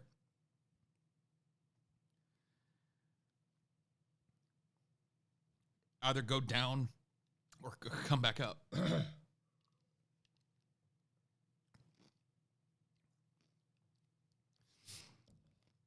Get down there. All right. I ate the hair, I think. I ate my own hair. I wonder where that hair came from, man. How conceivably could I have gotten a giant gangly hair in my mouth? Whew. There was an old Paul who swallowed a hair. I don't know why he swallowed the hair. Yeah. There was an old woman who well, you'd think the man bun would help. Like, the man bun is meant to keep the hair up out of your face. Like, not drop it in your mouth, you know? That's why I have it up. So it doesn't get in my face and my food and light on fire when I'm lighting various substances. You know what I mean? I gotta be careful, man. I'm a tinderbox. I could go up like Michael Jackson went up on stage that one time. A lot of you probably don't even remember that meme. Dude, Michael Jackson's hair straight up caught on fire on stage one time. Some pyrotechnics went off, and he had so much Jerry curl juice up there. His fucking hair like ignited on stage. No, because when you have long hair, it just ends up on. Oh yeah, dude, ends up on my crotch. Like I'll be like scrubbing my undercarriage, you know, in the shower. You know how you do? You get all soapy, and you get up under there, and you're like, oh, yeah, get up under there, and then I'll feel like the tingle. And I'll pull just like a long, curly, gangly hair that had been just like apparently like living in my ass crack since the last time I showered, maybe. I don't know. I find it everywhere, dude. It's absurd to me too how much of it comes out. Like when I was back when I was married, my ex-wife would brush her hair in the shower, would, you know, wash her hair in the shower and stuff. And she would leave this like little wadded up ball of hair stuck to the side of the shower sometimes. And I would look at it and I would go like, how do you still have hair? And she told me back then, like, when you have long hair, it just comes out. Like, you just lose, like, it comes out in your brush, it comes out in the shower. It's just part of what happens. Hair breaks, it falls, you know. And I was like, oh. And now I know that is the truth. After a while, you learn to ignore it. It's the one thing that helps is to wash it less often. That is the thing I had to learn. It actually helped me the most with the long hair shit. Because I shower every day, or bathe. It's very rare for me to go a whole day and not shower. And so I was used to washing my hair every day. And you can't do that when you got long hair. It fucks it all up. Gets your hair all fucking... I mean, you could look at my hairline, dude. You say going bald, but like my hairline looks pretty fucking good. I mean, it might have receded a little bit back here slightly and over here maybe. But dude, I got a pretty dope fucking hairline for 40 years old. You got to admit. I got a little widow's peak and everything. Look at that shit.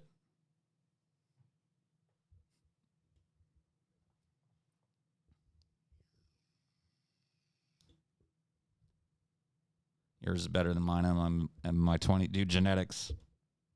I got fucked genetically every other way, though, so don't worry about it.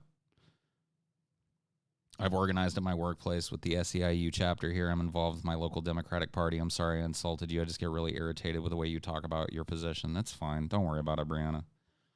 I'm sorry I got salty at you, too. You've been around long enough.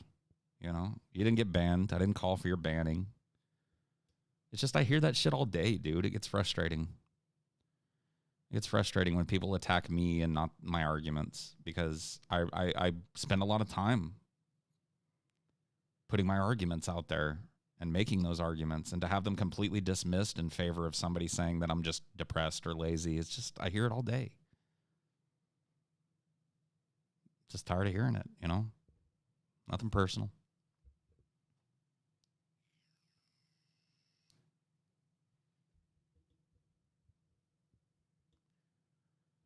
Can the argument and the maker of the argument truly be separated? No, but they can be separated to the extent where you don't dismiss an argument, you know, due to the person that's saying it. You know. Awesome when people apologize or seek common ground on the internet. I mean, it's rare, but that's one of the reasons why Brianna's around here. We've gone at it before too, but she knows that, you know, she knows I'm a salty fuck. She's a salty fuck too. That's why she's here. You know? Like as shitty as we are to each other here, like we're like a little fucking fucked up family here. Like a little weird fucked up parasocial internet family here. You know? Just is what it is, man. We shit on each other. We poop on each other. We get mad at each other. We yell at each other sometimes. Say mean things. But ultimately, we're still here. It's just like your family. What about the Supreme Court? Wish it didn't matter, but it does. This idea that the court is going to be stacked one way or the other with super liberal or super conservative judges is pretty silly. If you want an example of people pearl clutching over a judicial appointment, look no further than the Chief Justice John Roberts, who was appointed at the end of George W. Bush's presidency, and who everybody said was going to be the most conservative, fucking crazy, anti-abortion judge ever. And he's actually been one of the more moderate voices on the court. So this idea that one side or the other is going to stack the courts with these ideologues is a little silly. Now, it does matter. The courts do matter. They shouldn't. Not when it comes to national policy. And there should be a rotating. These lifetime appointment thing for Supreme Court justices needs to stop. I understand why they did it. They did it so that Supreme Court appointments would not be politicized, so that it wouldn't be like you have to get reelected or you have to get reappointed or whatever. And so there's no political interplay there, but it's actually accomplished the exact opposite of what it was trying to prevent. You know what I mean? It's politicized even more, the appointment of judges.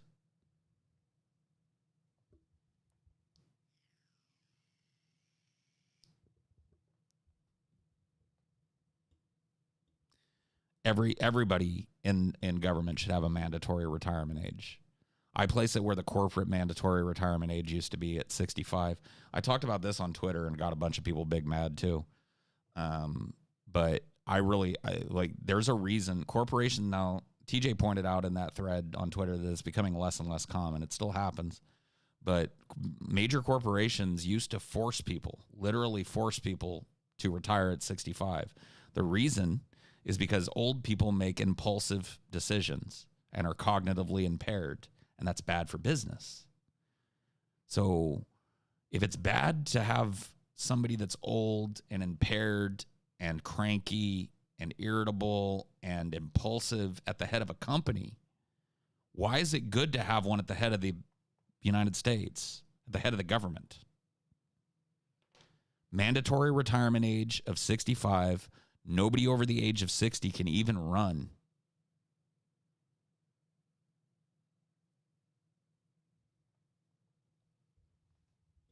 That needs to happen like yesterday, like 2 years ago, like 20 years ago. That needs to happen.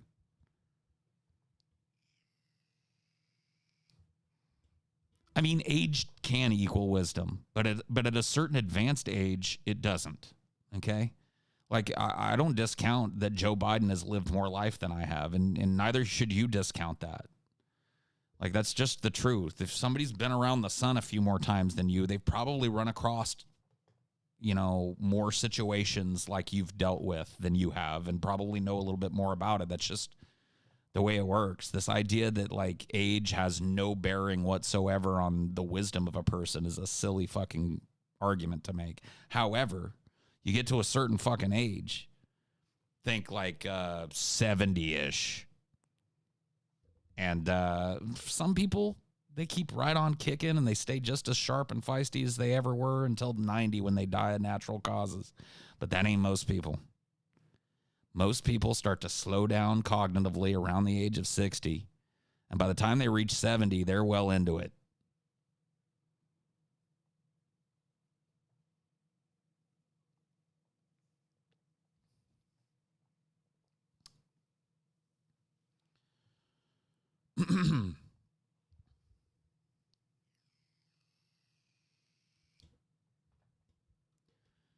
It's equally possible that someone can do the same stupid things over and over and never learn. And in America, that's more possible than anywhere else. I agree.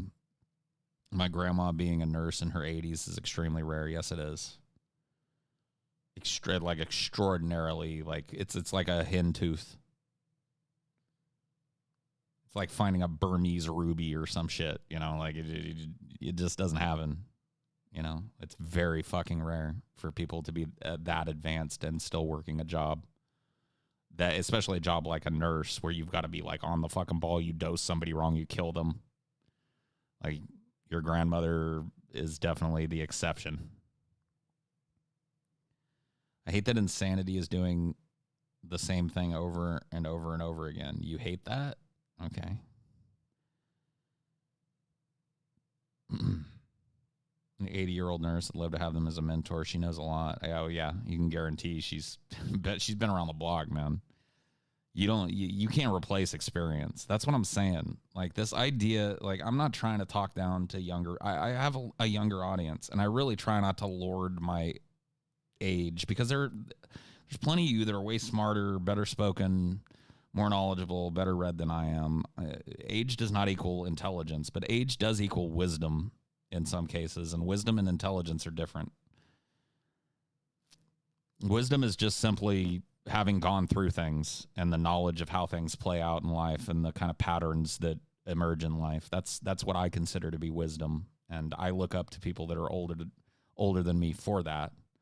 I called my mom. I've actually had several conversations with her, but I had a long, like 2.5-hour conversation with my mom about unions when I started thinking about, this tact that I've been taking the last few months, because I respected her wisdom. She'd been there. She worked a union job. She'd walked the strike line. She knew what it was. She'd experienced it. So I wouldn't go to a guy like Vosh and ask him about that because he wouldn't know. He could academically know. He could read the books that people have written, but does he have the firsthand experience of having been there? No. That's wisdom. That's why listening to old people can be a fruitful thing. That's why admitting that, hey, this person has fucking been around and doing what I'm doing now since I was shitting diapers or before, they might know a few things I don't. They might have had a few experiences in their life that informed a few things that I could fucking live or learn from.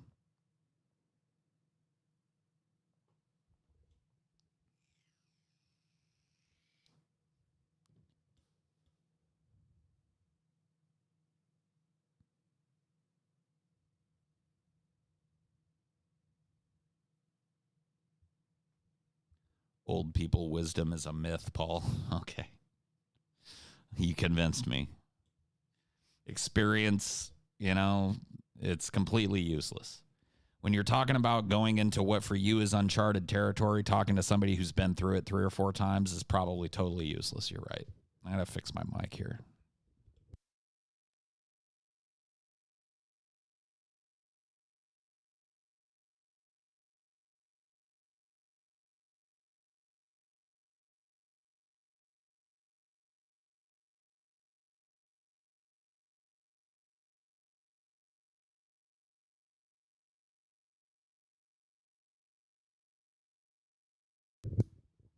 Okay, there we go. Mic fixed.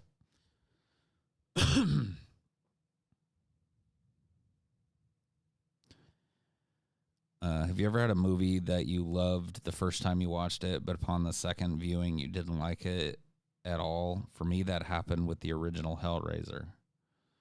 I mean, there are movies that I used to like a whole lot that I've rewatched and don't really like anymore. Like, me and TJ actually went through this when we first met. I brought up an old movie that I remembered from our childhood called Stay Tuned. I think that's what it was called, Stay Tuned. And it's about it's an absurd kind of comedy about a dude that's obsessed with TV to the point where he's like ignoring his family. And he gets this door-to-door salesman comes to his house and sells him on this satellite dish that's supposed to give him like 1 million channels or something. But that dude is the devil. And the satellite dish that he sells him is a portal to hell. And he and his wife get sucked into hell, which apparently is a big TV programming thing to keep the devil, entertained.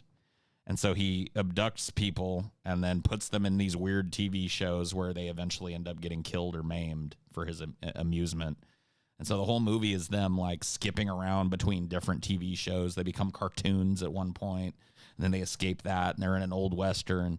And if it sounds cool, that's why me and TJ watched it again, because we were like, oh, yeah, that movie was fucking great, dude. Yeah, you're right. I haven't even thought about that movie. And we watched it, and it sucked. We were like, oh. Welp. I guess it was better when you were a kid.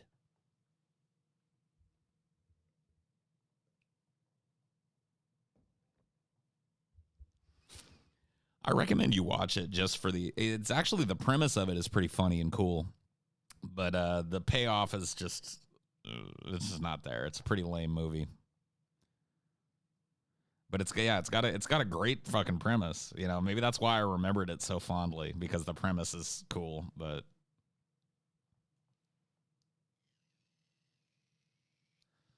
I think one of the things that killed it, honestly, is that it's very, very heavily relies on referential humor and contemporary humor at the time. So there's a lot of jokes about shit that people don't even know about anymore. There's a lot of references made that, unless you're a boomer like me that grew up at the time, you're not even going to know who they're talking about in the joke. You know, they make all these jokes about political figures and celebrities from back then whose names I haven't heard spoken in years, and they reference a lot of stuff that was going on in the 90s at the time, and a lot of the shows that they go to are parodies of shows that were popular in the 90s, so it just hasn't aged well. The most overrated thriller of all time? Overrated, I don't know, man. I don't have an answer for you right off the top. I mean, a lot of the highly rated thrillers are, you know, relatively good movies that I can think of. I think Scream is a great movie. May not have aged well, maybe like Stay Tuned did, but I don't think it's as referential as Stay Tuned. I mean, I like the Naked Gun trilogy well enough, even though it was before your time. Yeah, that's right. Well, because, you know, they did a little bit of referential humor, but a lot of it was just, you know, kind of timeless stuff. It's a sign of a good comedy, by the way. The sign of a bad comedy is a comedy that's funny one year, and then next year it's not funny because nobody remembers any of the jokes or what they mean, you know, what they're referencing. That's a sign of a bad comedy.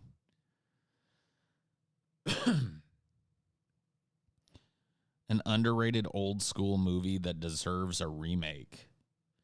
I'm not a real big fan of remakes, man. If an old school movie is good, I'm kind of a purist when it comes to that shit. I'd almost rather they not touch it and people just discover it and watch it, you know. Remakes don't always turn out well. In fact, most of the time they don't. So I don't really wish remakes on great movies, you know. I kind of hope against them. There's a lot of movies out there that have been remade already that didn't need it. Now I think I have the hair hiccups. I think the hair has finally reached my stomach, and my stomach is like, "What's this you ate?" The hair cups. Yeah. What about modern sequels like Blade Runner? That's different. That's not a remake. That's a spiritual sequel or whatever you want to call it.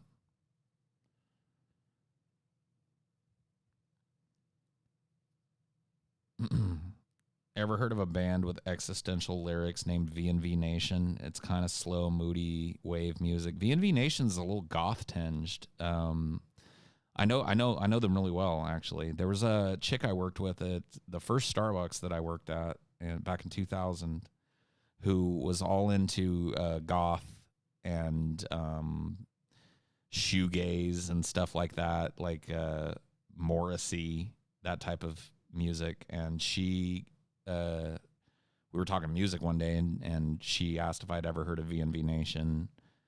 And I said no, and she burned me a couple of CDs of their shit, and I ended up really liking it. Grumpy Old Men 1 and 2 are pure good. Yes. I just got finished watching The Last Narc, a documentary series about the death of DEA agent Kiki Cameron. I'm just kind of stunned by it, as it appears to indicate that the CIA killed Kiki. I mean, I guess, yeah, that could be stunning. That could be stunning if you're kind of naive about the CIA. The CIA is, I mean, Manuel Noriega was, I'm trying to remember the country.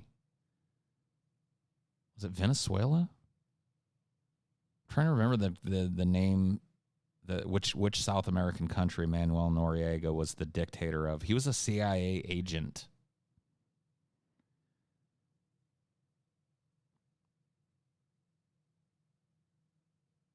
It's not Iran, no.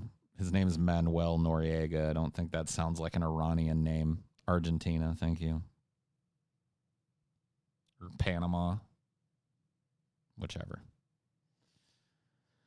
The point being, he was actually a trained CIA operative. And then the CIA had him assassinated. You know? So it's like...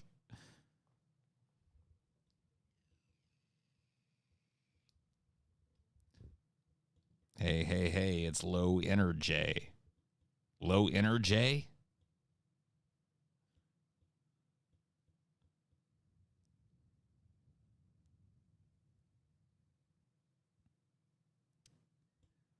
Okay, something like that definitely happened in Panama.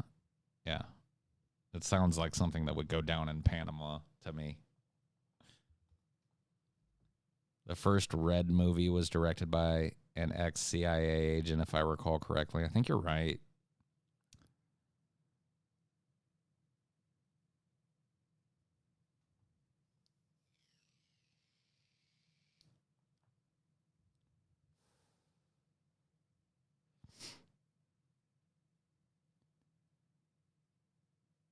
To be fair, I'm not stunned because the CIA did bad things, but even I thought they didn't go quite as low as the FSB in killing their own like that. Welcome to reality, my friend. The clandestine services in America are some of the scummiest fucking organizations that this planet has ever known.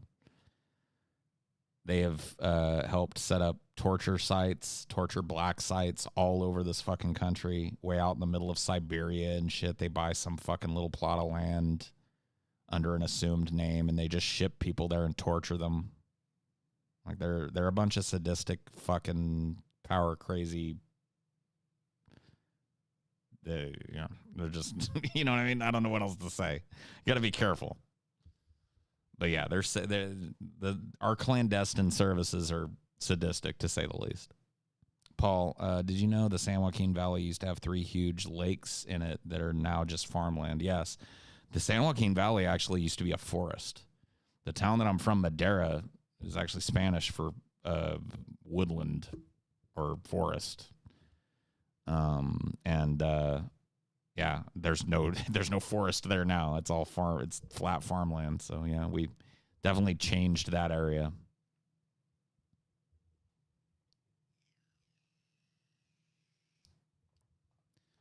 I'm sorry I'm so hard on you for not voting, Paul. I still love and have a parasocial relationship with you. Okay, Justin, that's cool.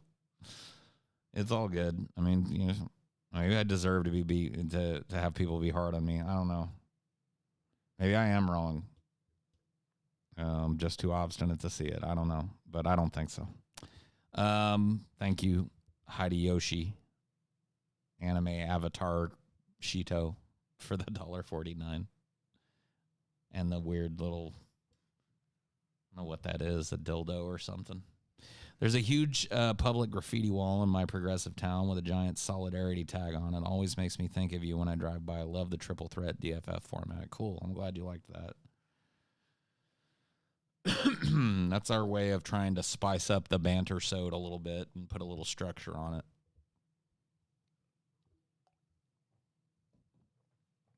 So I'm glad that went over well with people.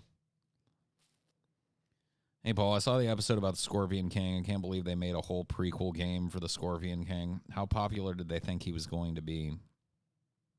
Real popular. Real fucking popular, apparently.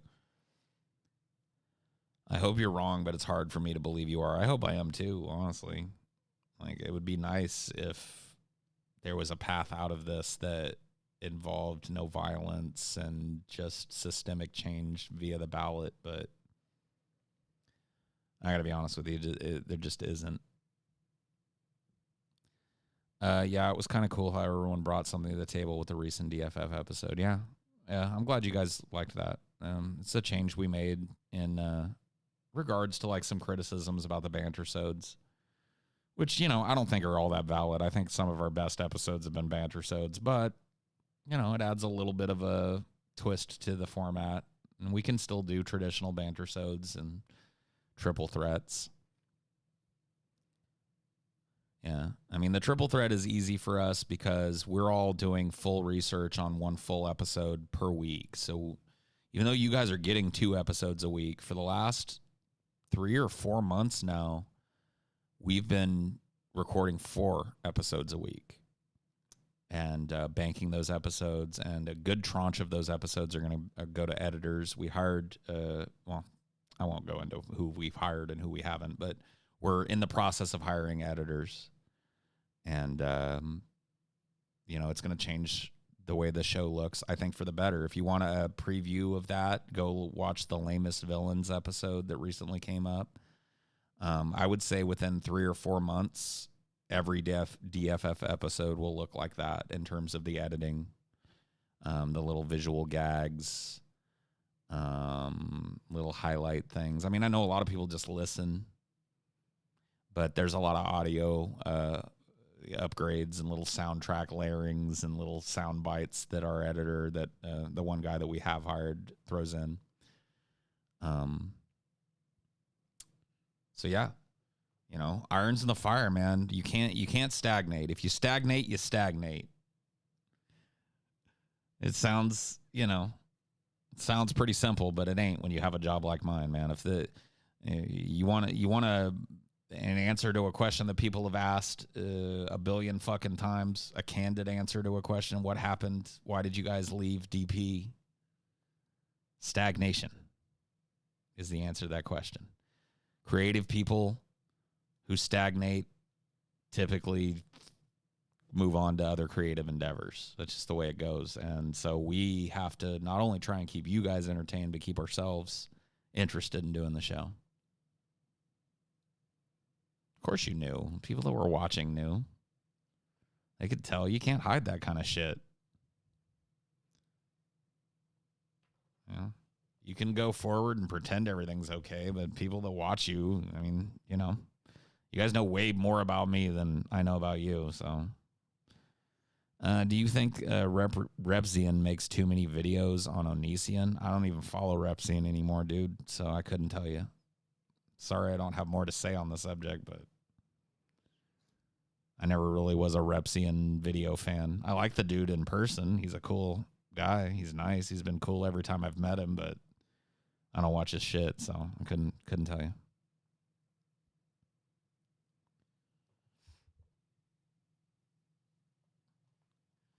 I mean, that's not a diss on Repzion either. I don't watch anybody. Like, I just don't. I could name like 2 or 3 people who I feel like I watch on YouTube. And by watch, I mean I catch one of their videos once a week, maybe. I don't watch everything that anybody puts up. That's not true, except for Jim Can't Swim. Jim Can't Swim is the one YouTuber that is the exception to that rule for me. I watch everything that motherfucker puts out. Way back in the day, he was basically an Onision historian. Oh, he was like He was for Onision what I was for Brett Keane. Yeah. You know Jim Can't Swim is Kazoom, right? Yeah, well, Jim Can't Swim is not Kazoom. Kazoom just does the narration. Jim Can't Swim is the guy that writes and does the research and presumably the editing for the videos. And Kazoom does the vocals for it. He does the narration.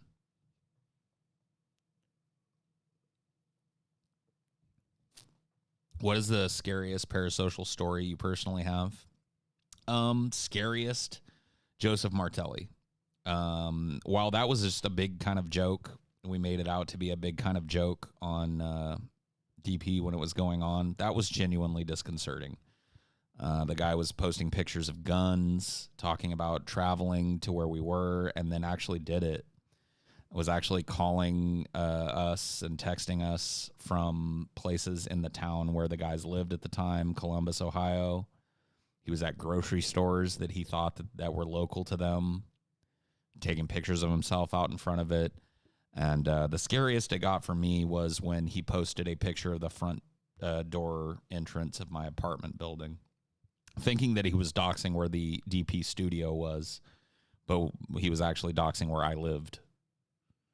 And it was a picture that was taken by him standing out in front of. It wasn't like some file footage picture. I did a fucking reverse image search on it and everything. It was unique to him. So he actually came to my house, stood out in front of where I lived, and took pictures of where my girlfriend came and went from work every day.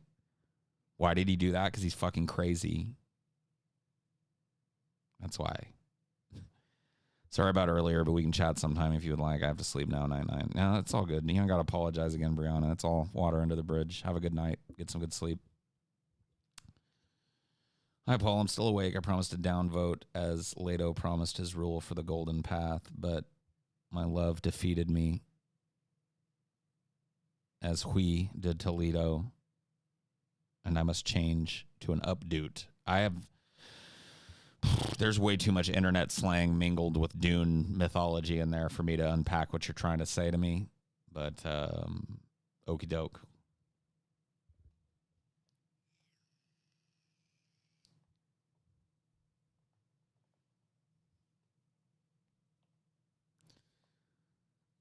Didn't Brett give him your address? Yes, he did. Brett gave him an address that he thought was the studio for the Drunken Peasants, but it ended up being my. See, this is something about Brett that I've talked about before, but I don't think I talked about on DP. I think that Brett has a family member that has Lexus lookup access. I think that Brett has a family member or a friend that is a cop or works at a school district, and has access to LexisNexis, which lets you basically look up anybody. You can just type in a name and it'll give you like all their addresses, all their most recent addresses. So what he did was looked up all our names for recent rentals, found mine and said, "Oh, that must be the DP studio," doxed it, and sent a literal crazy person to my door.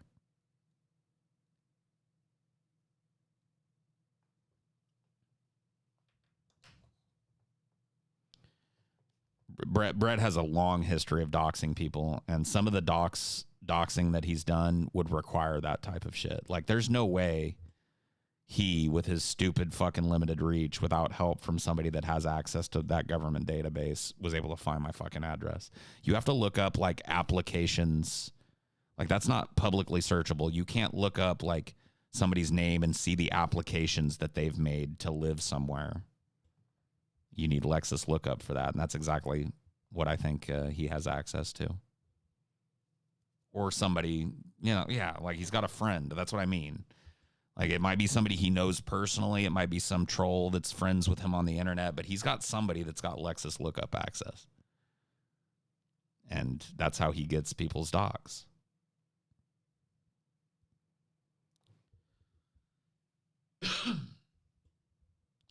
Didn't Brett send authorities to your door because his girlfriend is actually 12? No, he never sent authorities to my door, but he did push the line that I was dating a 12-year-old, unironically, for, I don't know, like a year and a half after I started dating Ashley.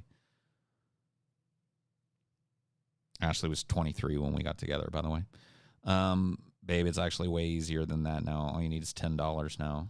Oh, you can look up like what people have, like, I know you can do background checks on people, but that doesn't give you like the type of shit that Lexus does. He found my address because I applied for it. Like, I wasn't listed anywhere. He found my address because I made an application to live somewhere. That's not you can't just pay $10 and get that kind of information. LexisNexis is a program that like law enforcement and government agencies use to look people up quickly.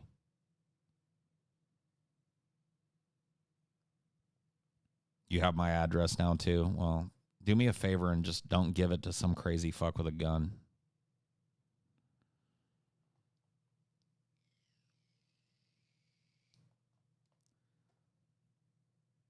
Remember the cops who got in trouble for looking up info on their exes? Happens all the time. Yep.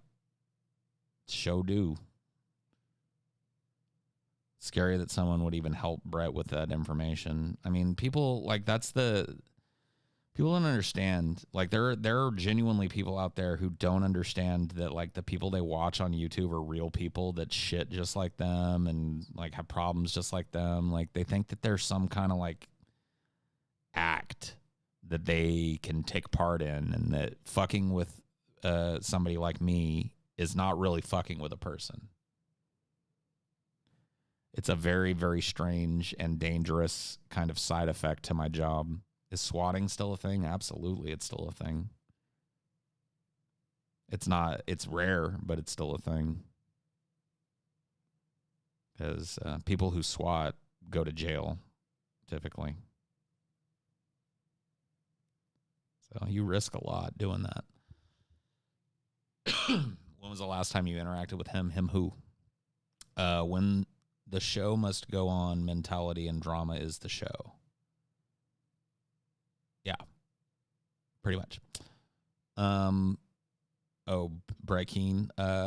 He came into a Highdeology chat like a couple years ago. I think I was still with Ashley, so it had to be a couple years ago. And started talking shit.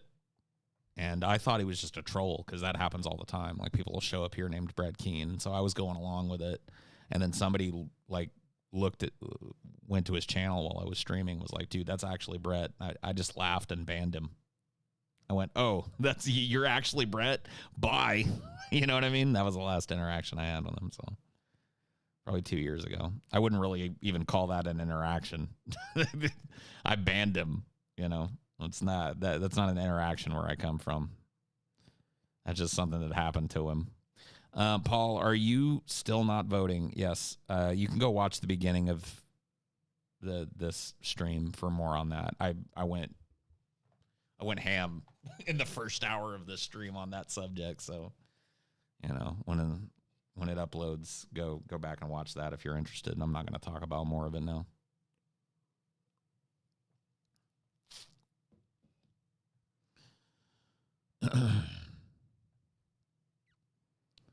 You still wit the nukes? I think people. I think out of all of the fucking rhetorical stances that I've taken, bring on the nukes is easily the most misunderstood.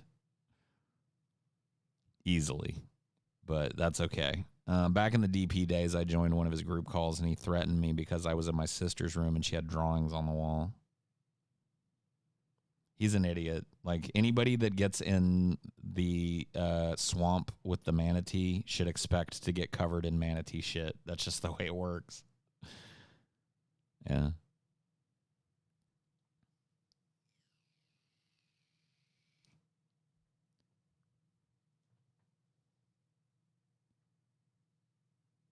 It is the most prolific, though. Yeah, probably. It's probably my most well-known stance, unfortunately. And also my most misunderstood stance. A vote for Trump is the harm reduction vote. Vote Trump. I mean, you could make an argument for that. That's one of the weaknesses of the harm reduction argument, if you want to get back into it. Because I kind of do. A vote for Trump could be construed as a harm reduction vote because Trump can only serve one more term. You see what I'm saying? So if you look at the long game, a vote for Biden could be four years of a weak Biden administration and then 8 years of Trump 2.0. So you could say that voting for Trump, voting for the known quantity I could see an argument for that being harm reduction just as much as voting for Joe Biden or Kamala.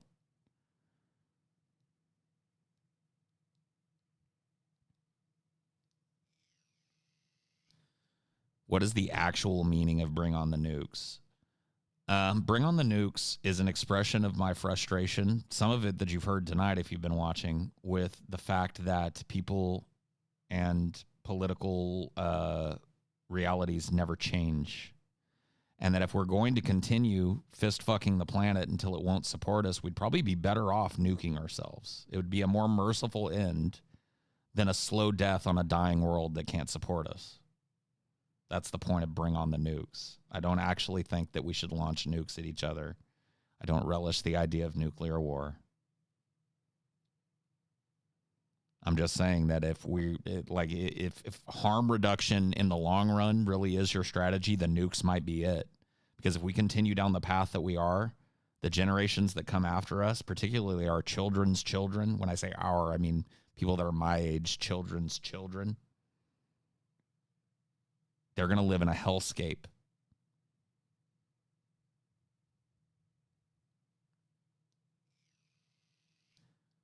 I'm 100% for trans rights.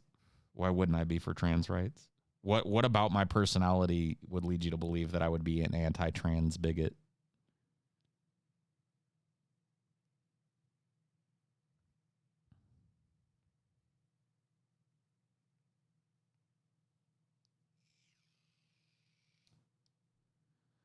All right, guys. First person to press the nuke button wins a free t-shirt. There you go. Vosh compares non-voters, Bernie or Busters, to Nazis in the sense that they both think that they have more power than they actually do. I don't know why Vosh is so ignorant on this issue. I don't know that he's ignorant. He just has a different opinion than me.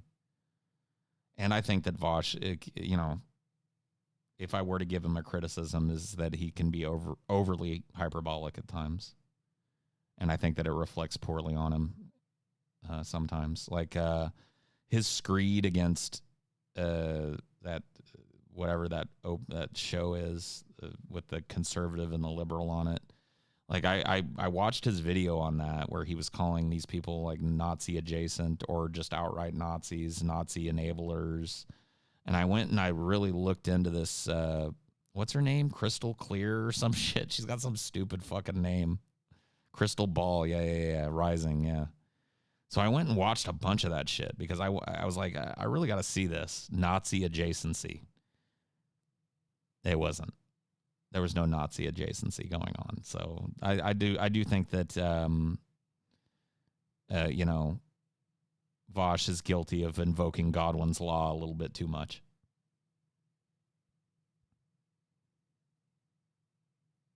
Perhaps the arts should be more revered in society. Just remove perhaps from that statement, and you've got it right.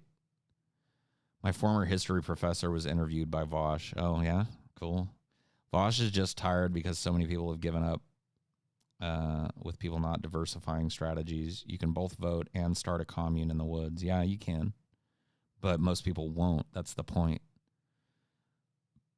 I made a tweet the other day, once again, got a few people big mad that said, Biden voter. Dude, you can vote for Biden and advocate for other change at the same time. You can walk and chew bubble gum, and then Biden voter sits completely still chewing bubble gum. It's one thing to say that, like, okay, let's just vote for this slightly less evil guy so that we can really marshal our power during his fucking his administration so that the next time we really get a progressive in there. It's one thing to say that and another thing to do it. Vosh might do it, but are the good 60, 70, 80% of Americans that he needs to make such a strategy viable going to do it? No. No, they're not. They're going to fucking walk in and do their civic duty by pulling the lever for not Orange Man, and then they're going to walk away for 4 fucking years. So it's all just fart sniffing shit. It's all just this whole like vote for Biden now and then we're going to organize. It's all just, it's bullshit. It's not going to happen.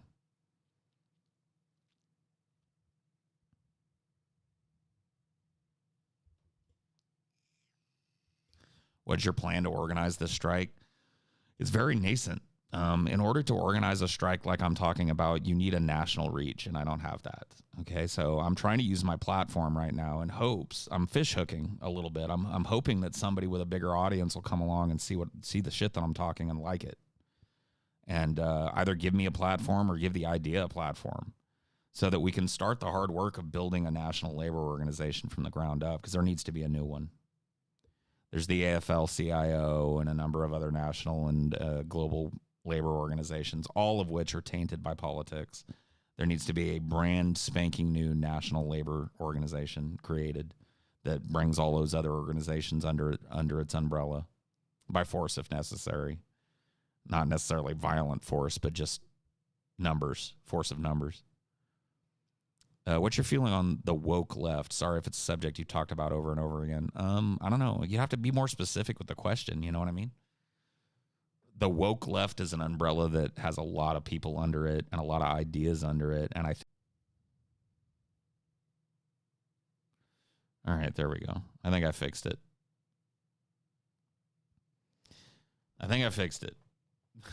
Had to switch to the 2.4 gigahertz band.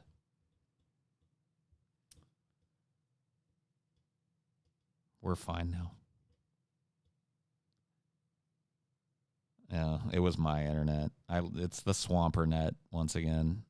Bad timing. Yeah, I don't remember okay, so the woke left, right? So I don't know how much of that you guys heard. So the question on the table from Bacon Baron was, what do I think of the woke left? And my answer was that he'd have to be more specific, because the woke left is an umbrella that has a lot of people and ideas under it, and I think different things about each one of those ideas individually. So I don't really have this kind of broad, judgmental position on the woke left.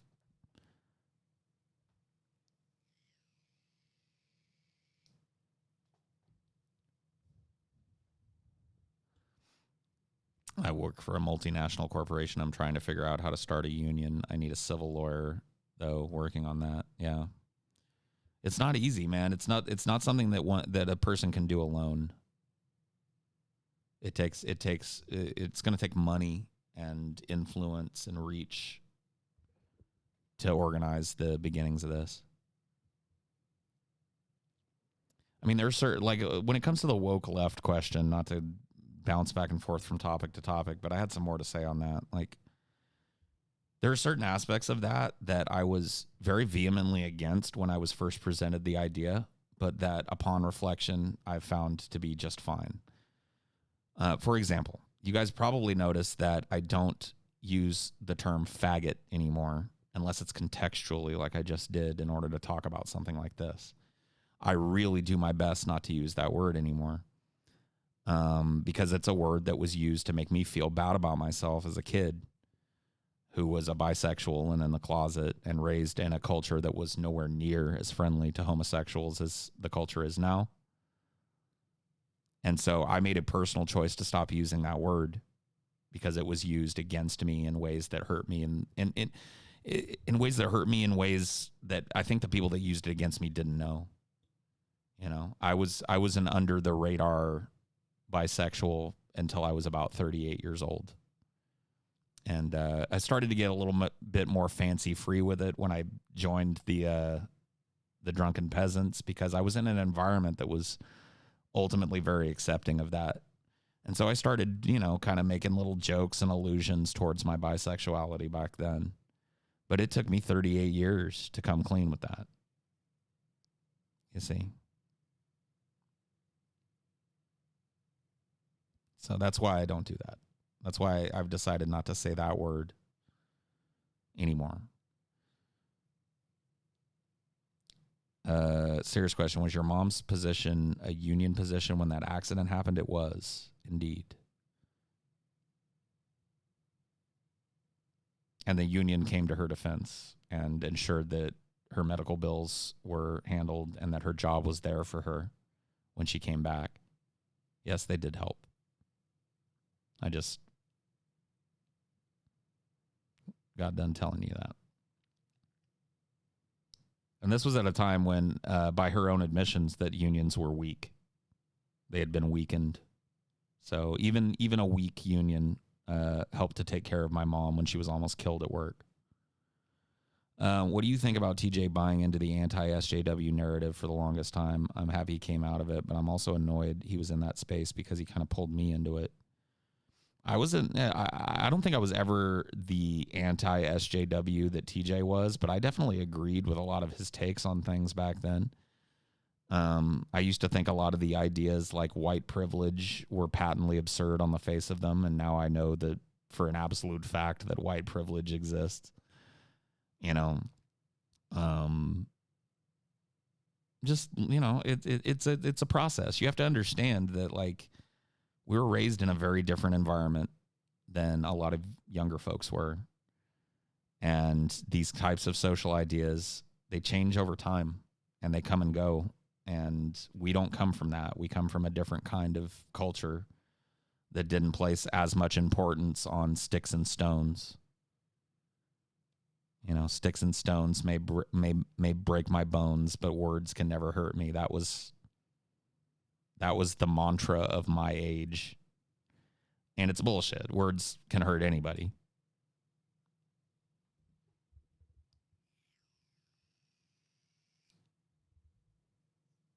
All you got to really do. I mean, yeah, it just took me because, like, there was a lot of crazy shit coming that came with that. I mean, you have to understand the front edge of the SJW movement was typified by, like, super, like, sex negative rad films. I remember reading things like all PIV sex is rape. All penis and vagina sex is rape, because even if a woman thinks she can consent, she can't, because patriarchy has put her in a position where her consent has been compromised. Yada, yada, yada, yada, yada. Right? And so I took all of that and I lumped it in with all of the other theory that was being thrown at me as just kind of trash. And then when I actually spent some time talking to people and learned a little bit about it and broadened my horizons on it, I learned that there was, you know, a lot of wisdom in there. There's still some stupid shit that I feel like doesn't need to be focused on so much. But, you know, when it comes to the quote-unquote SJW or woke movement, you know, there's some stuff in there that I just don't disagree with. In fact, there's some stuff in there that I vehemently agree with. I acknowledge that grievances that the term white privilege refers to definitely exist, but I still think it's a terrible marketing move to call the baseline of human dignity a privilege. Well, that's the point, though. Like, the point is that as a white person, especially as a white man, I get access to that. And if you're a black man or a black woman or a person of color, you don't get access to that. We were talking about this the other day, me and my girlfriend. We're talking about racism and how it differs. She was talking about how a lot of Asian cultures are racist. Japan, China, Korea. All of these Asian cultures are incredibly, incredibly racist. They come here. She was talking about Washington. I lived there for a while. She was born and raised there. And there's a lot of Asian people there. And she said, you know, Asian privilege exists there. And I said, yeah, but if you take one of those Asian people and pluck them out of Seattle and drop them in Mississippi,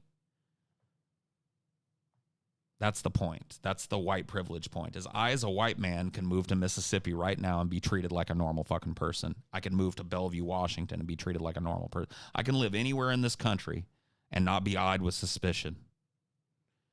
But if I had more melanin, that would not be the case. That's white privilege.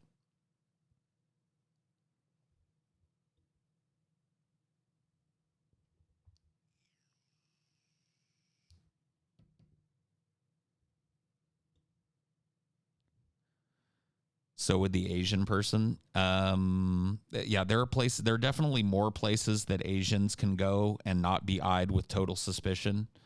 But there are still a lot of places here in the United States where if a Japanese family moved into town, it would basically bring the entire town to a screeching, gossiping halt.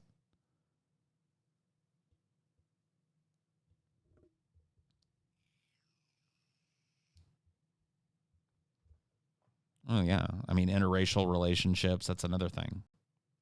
You know what I mean? So to deny that there is this, I mean, maybe you don't like the name. You could call it something else. But I think white privilege fits the bill pretty well.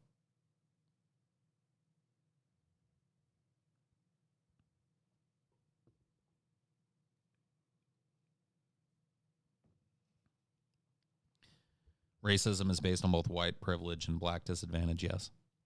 I can only imagine what life would be like living in South Africa. Yeah, me too. I don't know.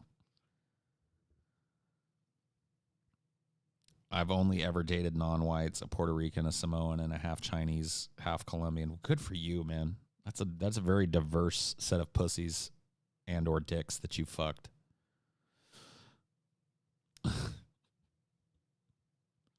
I mean, it's all retrospective at this point anyway. I think most people are past the semantic argument. I was just mentioning it as an incidental. Okay. Do you actually believe in there being biological reasons for racism? I think there's psychological reasons for racism that can have biological, like genetic underpinnings for sure. But really, the center of racism is tribalism. And it's something that human beings, I mean, if you really want to like simplify the world's problems, one word, tribalism. I mean, it really is a scourge on humanity. Racism is learned behavior. Yes, it is. Babies are not born racist, and children of white or black heritage that grow up around people of very diverse other heritages tend to not be racists. Isn't it strange?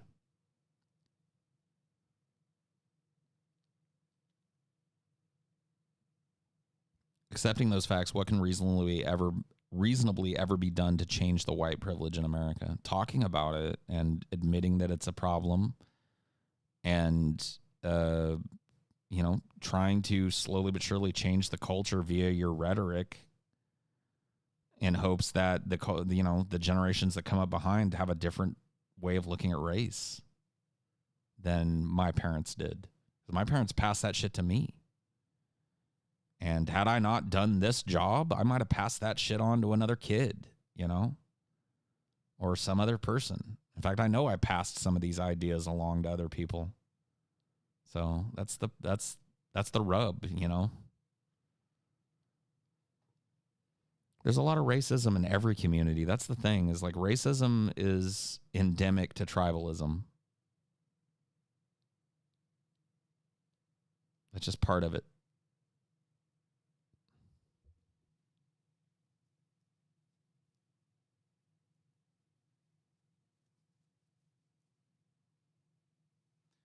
Voting for a segregationist and a cop will help race relations somehow, though. I know. It's going to fix everything. It's going to be that Biden Kamala Harris Band-Aid that we need, man. All this racial tension is just going to melt away. And if it doesn't, I'm sure Biden and Kamala Harris and their administration will be incredibly supportive of the activists and protesters taking to the streets demanding police reforms.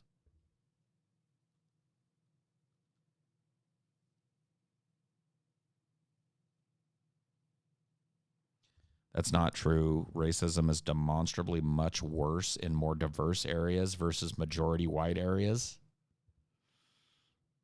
Okay, dude, show me the numbers. That sounds like, what am I smelling? Smells like bullshit.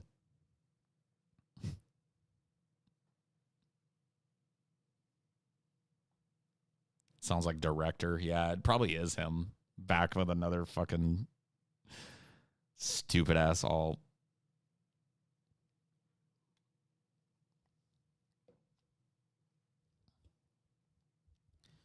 What's a worse aspect of humanity in the modern age? Tribalism or greed? I mean, I don't know if putting a hierarchy on the evils of humanity really serves any purpose. I think that they're intermingled as well. I don't think that they're completely separate concepts. Tribalism leads to greed, and greed can lead to tribalism. It's really weird as a trans person have cis people be transphobic as hell around me not knowing that you're trans. Well, you have passing privilege, Brianna. You're a trans person who passes. See? Passing trans privilege. Have you seen the TV show Raised by Wolves or the TV show C? No, I have not. What does cis stand for? Cisgendered is somebody who is born biologically male and feels biologically male. So a cis person is not trans.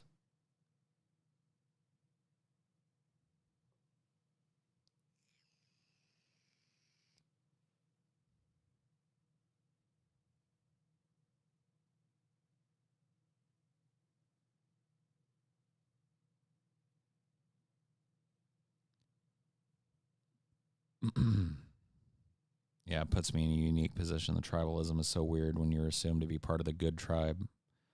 Yeah, I mean, I know it's not similar to the struggles a trans person goes through, but as a bisexual dude who was closeted, I know the feeling.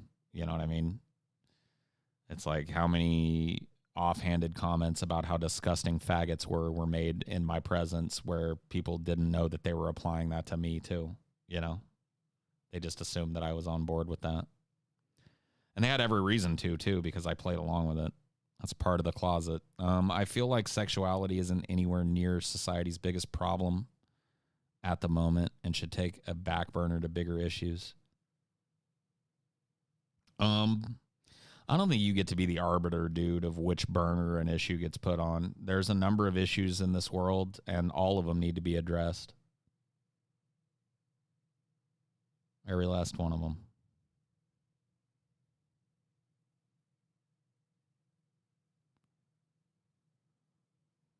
I wasn't allowed to play with dolls as a kid. I'm still pretty salty about that. Dude, I'm salty that I was kind of forced to. I had nothing but sisters, and so when I got really bored, they would like press gang me into playing Barbies, and I always had to be Ken, and I was always the douchiest Ken ever. Like, they would be like, you are going to go, you're going to pick up Barbie for a date in the pink Corvette. And I'd be like, no, I'm not. I don't like Barbie. She sucks. I like this brunette one. No, that is not who Ken is with. Ken is with Barbie. And whoever the brunette was is with this other guy. And I'm like, nope. I'm Ken. You want me to be Ken? I'm telling you what Ken likes. Ken is sick of this blonde bitch. Ken wants to spice it up, man. He wants to get a Latina in his life.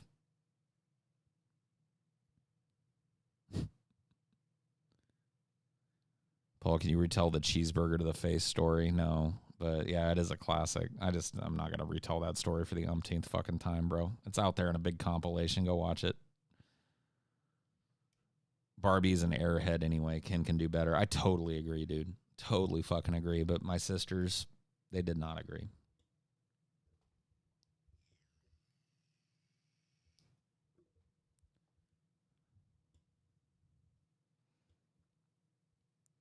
It's idiotic when people say we shouldn't pursue space exploration because we have too many problems on the Earth. It's just a silly gatekeeping tactic. It's so common nowadays, people telling you like what you should and shouldn't be doing, how you should and shouldn't, what you should and shouldn't address. Everybody's got a better idea what you got to do with your time. Even me. I'm telling you that it's a waste of your time to fucking simp for Biden. And that the last 6 months of simping for Biden could have been spent actually organizing, but, you know.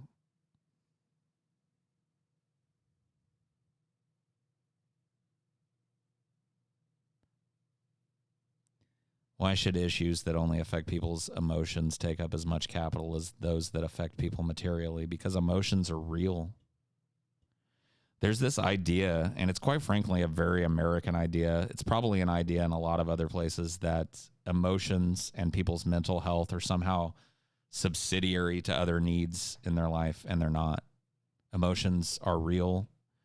The pain and anguish that people go through due to mental illness or not being able to handle their emotions is very real.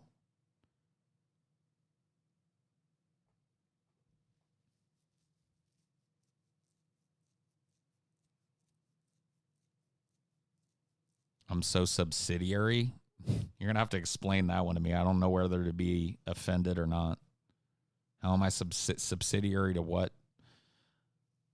Maslow's hierarchy of needs. Yes, one of my favorites. If you've never looked it up, in fact, I can put it up for you guys because I'm a streamer. I can do stream things.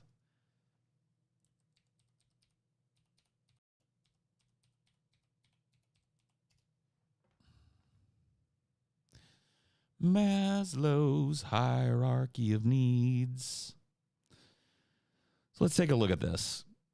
I know we've done it before, but fuck it, we're on the subject. Let's do it again. Let's go to the full... Oh, whoa, wrong one. Okay, there we go.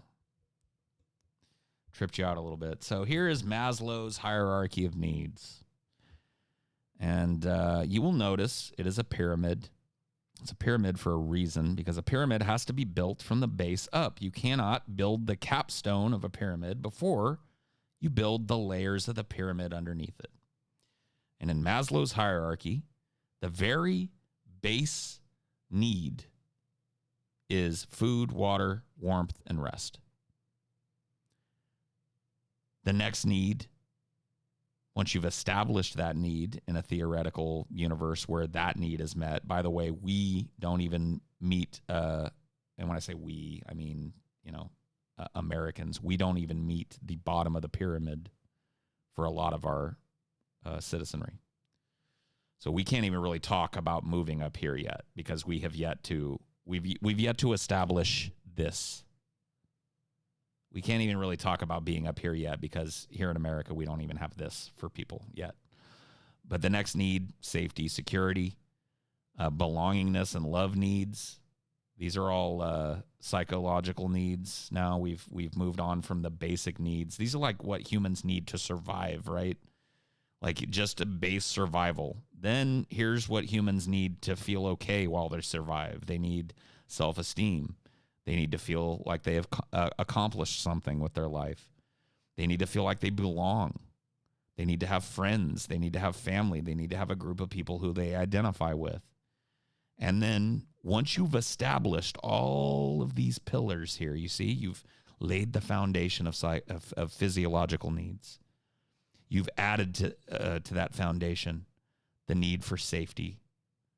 You've added to that foundation the need for belongingness, the need for esteem, and the capstone is self-actualization, achieving one's full potential, including creative activities.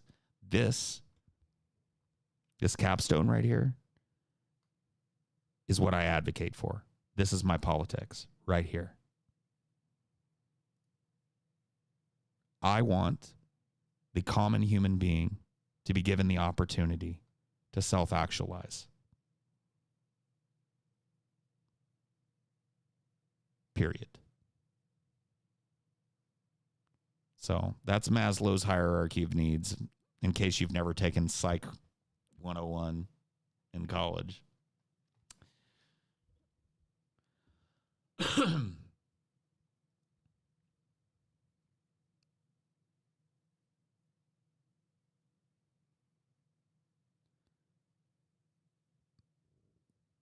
Capitalism breaks down, so you choose work over emotional and physical needs. Yeah.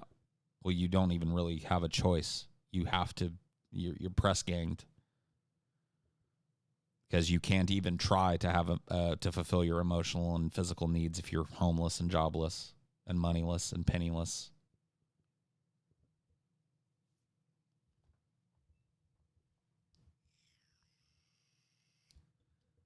I'm so subsidized, man. I'm so subsidized, bro.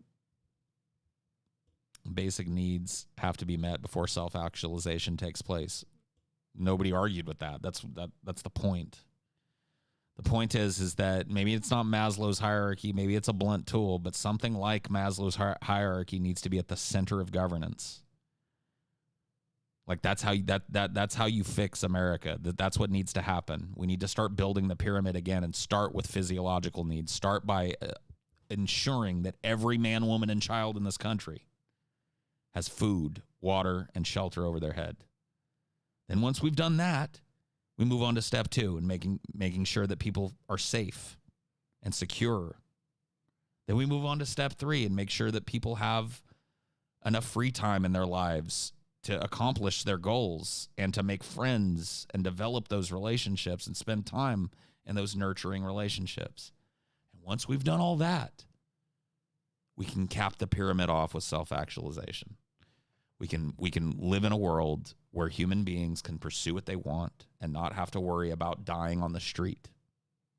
And that will unlock a renaissance in this world, the likes of which we've never seen. A renaissance of creative endeavor, a renaissance of new scientific advancement, a renaissance of new technological advancement. That's my goal. My goal is reaching the top of Maslow's hierarchy. My goal is living in a world, not just a society, but a world in which some massive majority, 95% of people can self-actualize. The ultimate goal being 100. That's my life. That's my work. That's my political position. Everything that I say and everything that I do when it comes to politics is based on that premise.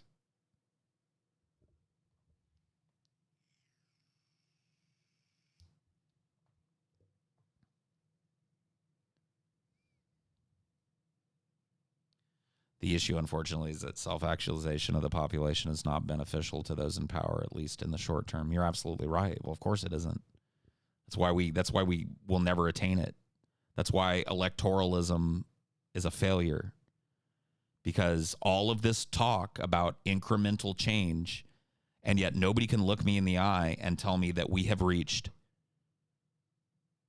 that we have fulfilled step 1 on this pyramid.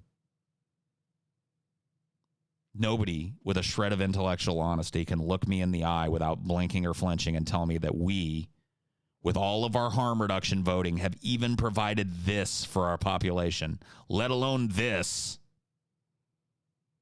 So when I talk about voting and I talk about electoralism being a path to just cyclical failure, this is why. Because for my entire life, I've been listening to political thinkers and political philosophers and politicians and pundits talk about how we got to vote to change things, and people go do it, and we're still here. Over 200 years as a country, and we can't meet the physiological basic life necessities of our population. We cannot ensure that a baby born here is going to have food in its mouth. We cannot ensure that a grandmother on a pension has clean water or enough money to turn on her heat. We cannot ensure that people aren't worked to the point where they can't sleep and they bedraggle themselves to the point where they end up getting fucking stress-related heart disease. We can't do this. This is what electoralism has bought us. This is what incremental change and harm reduction through fucking the electoral process has bought us in my lifetime. We have never, as a people, stepped out of this first fucking area. We've never established this baseline for our people, and we never will. We never will. Not doing the same shit we've been doing. Ever. Period.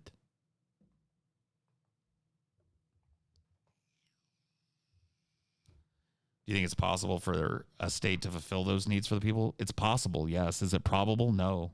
Not without the absolute assertion of power by the people. No.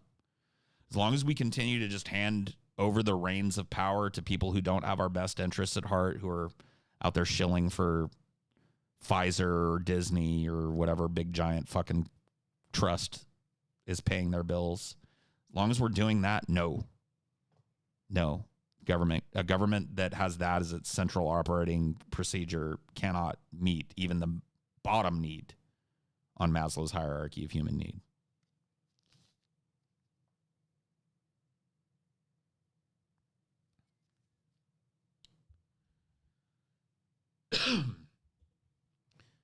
It's starting in certain societies, but it needs to snowball quicker. We don't have time. There's not going to be any snow to snowball pretty soon, if you get my drift. We don't have time. The snowball effect is great. Incremental change is great if you've got a theoretically, infinite amount of time, but we don't. The world is dying. Our politics are becoming ever more polarized. Our country is becoming ever more violent, both amongst ourselves and in the world at large. We're not the only country that is following that trajectory. Shit's fucked, man. Shit's fucked. We're truly in the frying pan now, guys. We've been out of time.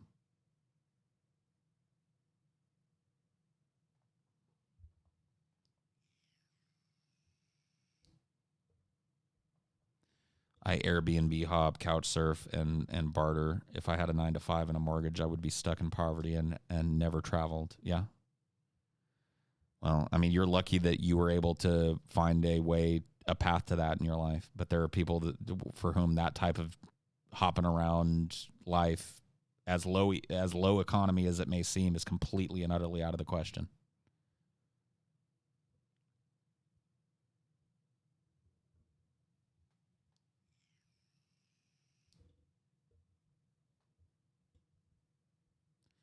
I don't think we're out of time. The next few hundred years will be difficult, but I think we can make it through. Hey, maybe you're right. But not to, and I'm not trying to be a dick about this, but I'm going to bring it up again.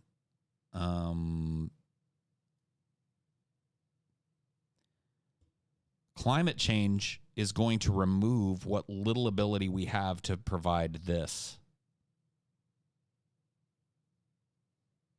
bottom.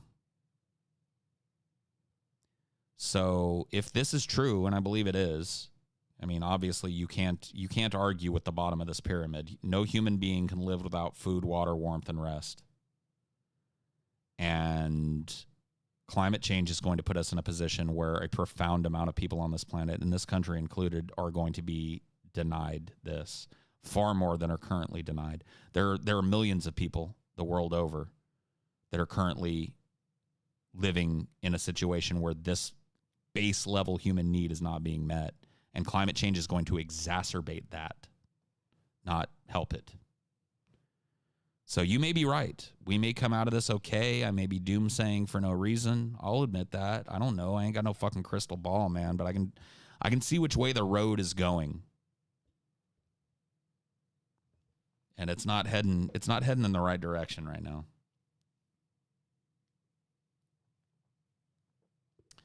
The path forward is a new national labor movement here in the United States.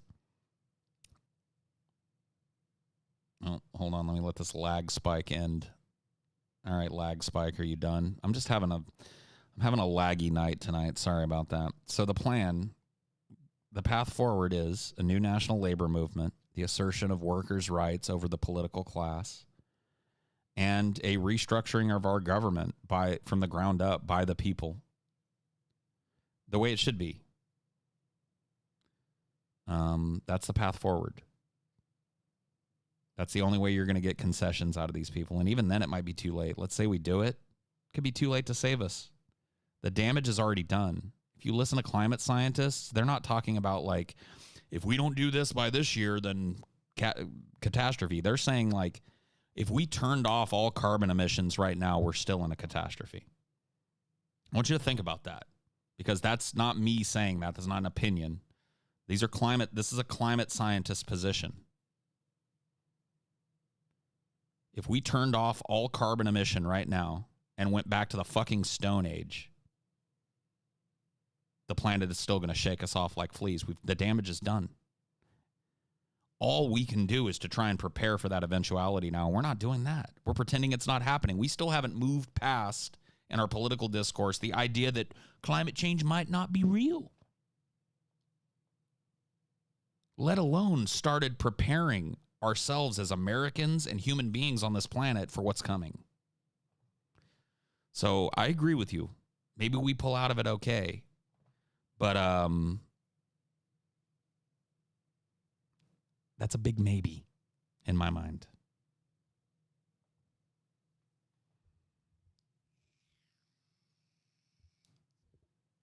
That's not a path forward. That's something you would like to see happen, not a plan. Gatekeep harder, bro. What do you want me to do? You want me to sit here for 4.5 hours telling you every intricate little detail of how I think we should go from there to there? I don't have all that yet. I'm doing my best. But to say that it's not a fucking plan, what's your fucking plan then? What's your fucking path forward?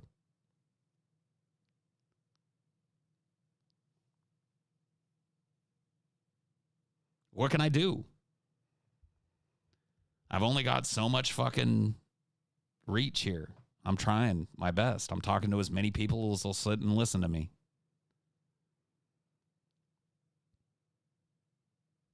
Your plan is to freeze a banana and shove it. Be careful, bro. You don't want to get that stuck in your colon. That's an embarrassing trip to the hospital, I got to tell you, man. Got a banana lodged in your ass. My conservative family has moved the goalpost on climate change recently. Now it's not real. Now they say it's happening, but it's not America's responsibility, right? And see, that's the problem, is that people come around to things like Winston Churchill said, you can always trust the Americans to do the right thing after they've exhausted every other option.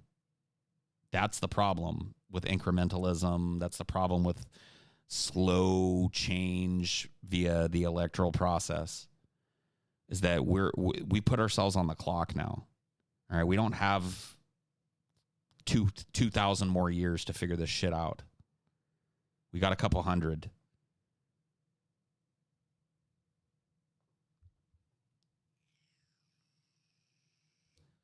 Watch him respond with his plan is voting. Yeah, I know. I can almost guarantee that's what he's going to say.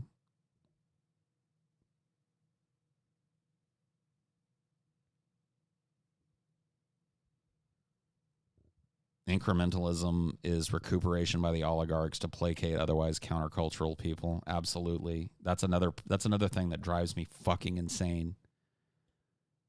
And I'll be very personal about it. To see a dude like TJ, who I've always looked up to as kind of an iconic member of the counterculture, at least in modern days, definitely a dude that, you know, was an iconoclast from the very start, got big because of it. And to see him engaging in this, you know what I mean? Engaging in this incrementalism thing that I know for a fact just feeds the beast. It's frustrating, dude. It's frustrating to see people with radical fucking ideas kowtowed into political fucking slavery by constantly having to waste their energy making fucking arguments for politicians that are just going to fuck them. A lot of smart people, a lot of brain power, a lot of synapse firing has happened to make excuses for Joe Biden that could have been used in ways that would serve fucking humanity.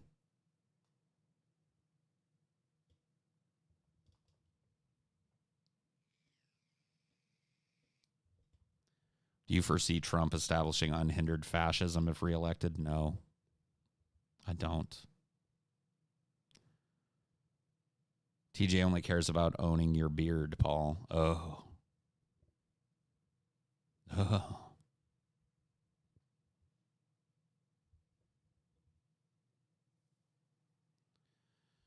I feel you. For years, he talked about how incremental change is bunk just to come out and say vote for Biden. I mean, you know, a lot of people did it, you know, and it's this idea that we were talking about towards the beginning of the stream about, you know, this false narrative that this is all something that's brand new and some brand new threat that we've never faced before.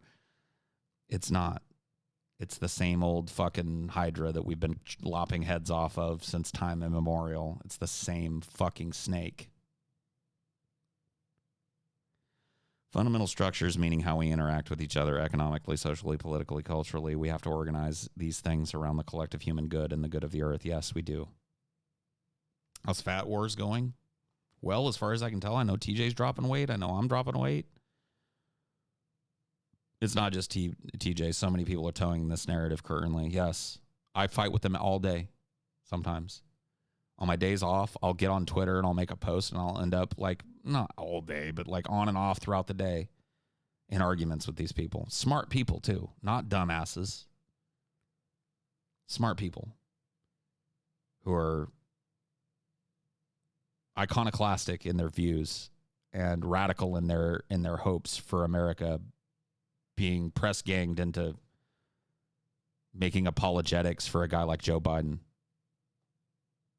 It's sad to me. It really kind of makes my stomach turn to see it. I genuinely take Carlin's wisdom seriously when he says, paraphrasing, no major political change will occur without bloodshed. I don't want to. But yeah, I mean, you guys listen to me talking this union shit right now, right? This is not a nonviolent solution. There's no such thing. I absolutely agree with Carlin. So I'm not advocating that we unionize and then go out and do violence to people. But the fact of the matter is, if a national labor movement starts, they will send troops. They will send the police. They will send hired thugs. They will send hired contractors. They will send infiltrators. They will attack this movement in every way that you can think of. Economically, they'll try and cut the head off the leadership. They'll try and fucking make up a narrative about the leadership, and some scandal will arise, and the leader will be some fucking pedo or rapist or something. They will do everything in their fucking, any dirty trick you can think of, they will pull. Because this represents their greatest fear. The greatest fear. See, the billionaire class, the owner class on this world, doesn't fear a whole lot because they don't have to. But they fear one thing above all things, and that is people asserting power. Because in order for them to be billionaires, we have to go along with it. We have to buy their shit. We have to make their shit. We have to take what they give us to make their shit and then have them sell it back to us. We've got to willingly participate in that. And if we decide we're not going to, let me tell you something. You want to make a billionaire shit his pants, start a national labor movement. You want to make a corporate oligarch shit his pants, start a national labor movement. It is what they fear above all things because it means that they do not have power anymore. It means that the people on whom they feed get to decide what to do with their own lives and how they want things to be done. That is their greatest fear.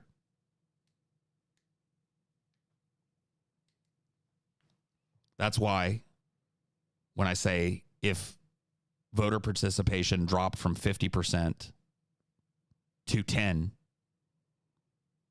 it would not be a boon for the political class. They would be shitting their pants. It's not working anymore. The soap opera isn't keeping them thinking they have a choice anymore. What are we going to do? How are we going to ensure that these fucking movements don't spring up? They're not listening to our fucking corporate-owned collaborative media anymore. What do we do? They're not participating in the pageant. They're not showing up to the carnival anymore. What do we do?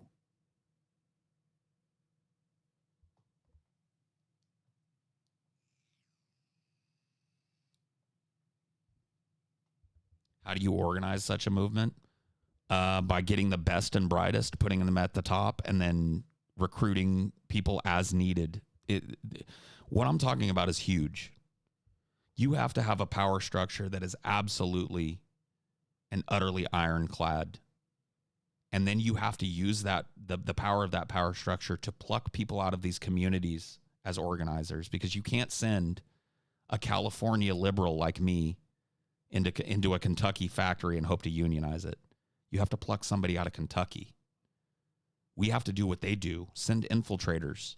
Have people that we're paying go get jobs at these factories and start agitating for unionization using the local vernacular. So if you're in Kentucky, you're not going to say socialism. You're not going to say the word union. You're not going to say the word labor. You're going to speak to these people in their language, and you're going to avoid the landmines that have been set up that turn people's brains off as soon as they heard them. That's part of this movement. We cannot come out of the door with a hammer and a sickle going like, fucking international communism now. The workers will rule. Even if we believe that, if we come out saying that, we're fuck this. It's dead in the cradle. We may as well just forget this idea. This has to be post-political. And it has to be leftists that start it, because at some point it becomes political again. And if it's leftists at the helm of it, then you know which way the wind is blowing once we get political power. You see my point?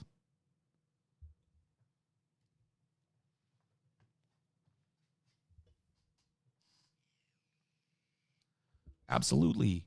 We need to covertly brainwash the masses. Abso-fucking-lutely. Why wouldn't we use this tactic? This is the tactic they use to keep us showing up at the polls and pretending like it's fucking valid. Okay? Why wouldn't we use this tactic? It works.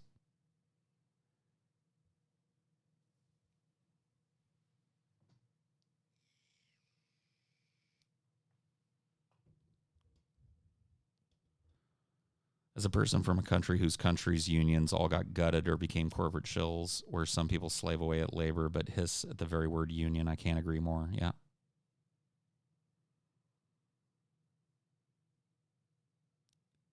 Need all new rhetoric, a new frame. You need multiple new frames. You understand what I'm saying? Regional frames. So when you're unionizing in California, you've got somebody that speaks the California vernacular regionally, not just one person. Multiple people over the course of the different regions of California, because there are different areas in California. You can take an idea that passes well in LA and drive it where I'm from, and you're going to get laughed out of town. See, that's the point.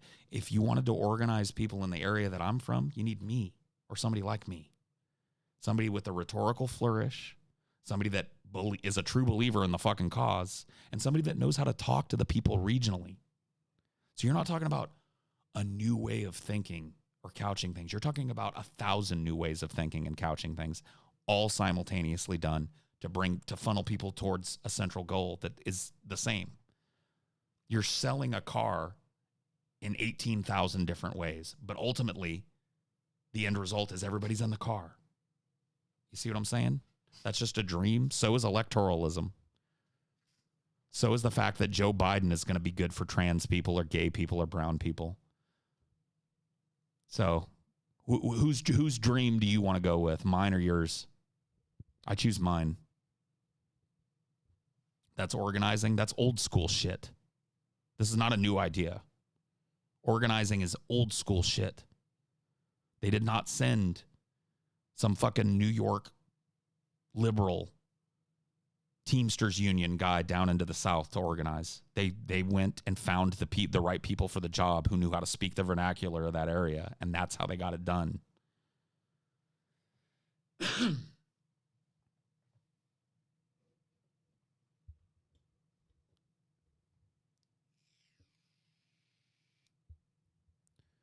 U.S. working class, us working class people need to unionize and gather guns.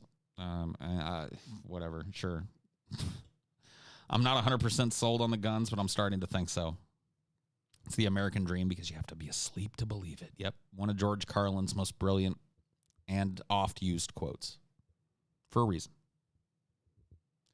Problem is the average American thing, socialism equals communism. Oh, yeah, I mean, that's why you can't use it. That's why you can't go down there with your, like, you can't send some blue-haired anarcho-syndicalist down to fucking Kentucky and hope that they're going to get anything accomplished. It just ain't going to work. You send that blue-haired anarcho-syndicalist to Washington or Oregon and have them organizing there. You see what I'm saying? This shit is chess. It ain't checkers. And we've been playing checkers as we, the American people, have been playing checkers for a long time while they play chess. We got to start playing chess if we want to take it back. Period. This fucking voting shit leads people down this path where they believe that they've done something and they've done nothing. They've taken an hour out of their day to stand in a line and pull the lever for a politician that's going to fuck them up the ass. It's nothing.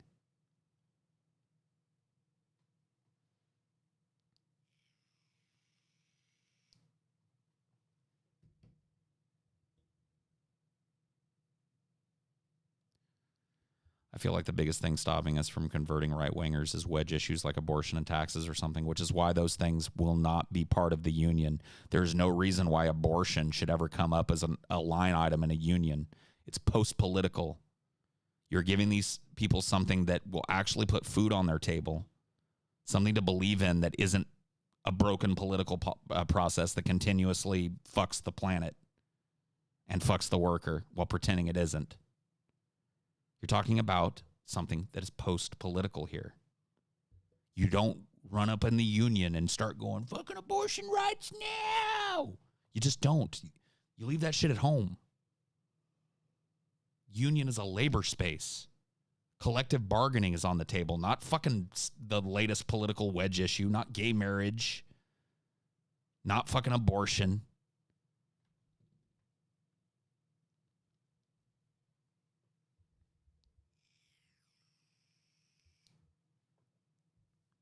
Hey, Paul, if you had to give my country's youth in whose country getting the mere minimum wage is considered a privilege, a tip, what would you say? Wake the fuck up. I don't know, dude. Listen to there's not a blurb you can say to a group of people. You have to make this argument. That's why I do this. That's why I beat my face up against the brick wall on Twitter. That's why I'm constantly bringing things up that I know 60% of my audience is going to think I'm a fucktard for even saying. Because you have to challenge it. It's all I can do.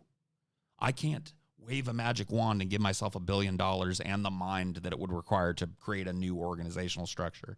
All I can do is advocate for the ideas and hope that the right people hear them. And whether they fucking bring me in on it or not as a consultant is up to them. I don't really care. I'm not looking to be a fucking Superman in this movement. I'm just talking about it because I'm hoping against hope that somebody with money and principles hears my argument, whether it's through me or somebody repeating it, and does this. That is all I can do.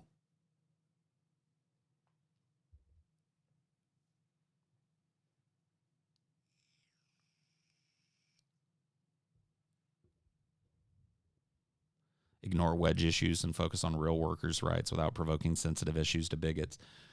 Bigots are going to be there. See, this is the thing. This labor space that I'm talking about is going to be one of the most diverse organizations that you can imagine. They're going to be bigots.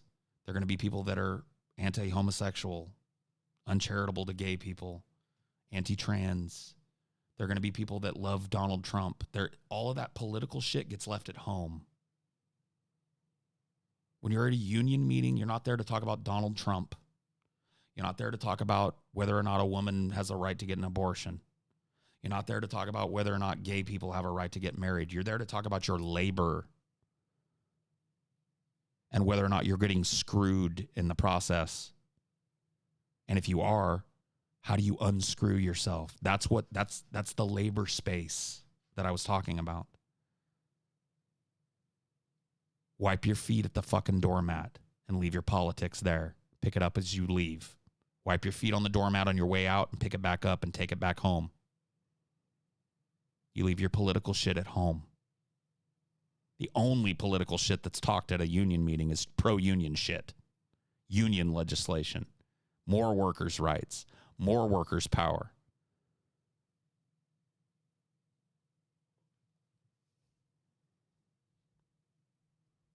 Do you think Biden would get COVID under control? Probably not. I think at this point I was talking with Chelsea today. I called her because she's grooming Dinor soon, and we were just chatting about our local area here and how there was a mask mandate here. And right at first, it seemed like everybody was following it, but now nobody is, even though it's still in place. And wouldn't you know it, cases are spiking in our area again. So it's like This is going to keep going on and on and on and on and on and on and on. People think that this is going to be over in a couple of months. They're wrong.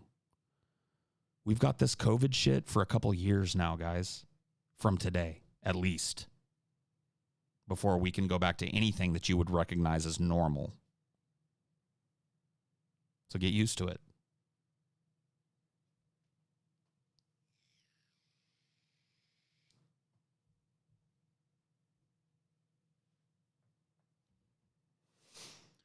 Oh, shit. I just want it to end so I can get started on working towards moving to Uruguay. That's the correct pronunciation. It's Uruguay. Paul, I am from South Korea. I remember you saying you were interested in visiting us quite long ago. Are you still interested to visit us when the Rona is over? Yes, I would love to visit. There are a number of places on the planet that I would love to visit. I don't know that I will ever get the chance, especially now. But assuming a safe environment and assuming that I'm in a position when that safe environment comes about to have enough money to take a trip to South Korea, I would love to. Absolutely. I want to go to China. I want to go to Japan. I want to go to the Middle East. Like there are a lot of places on the planet that I really want to travel. Europe.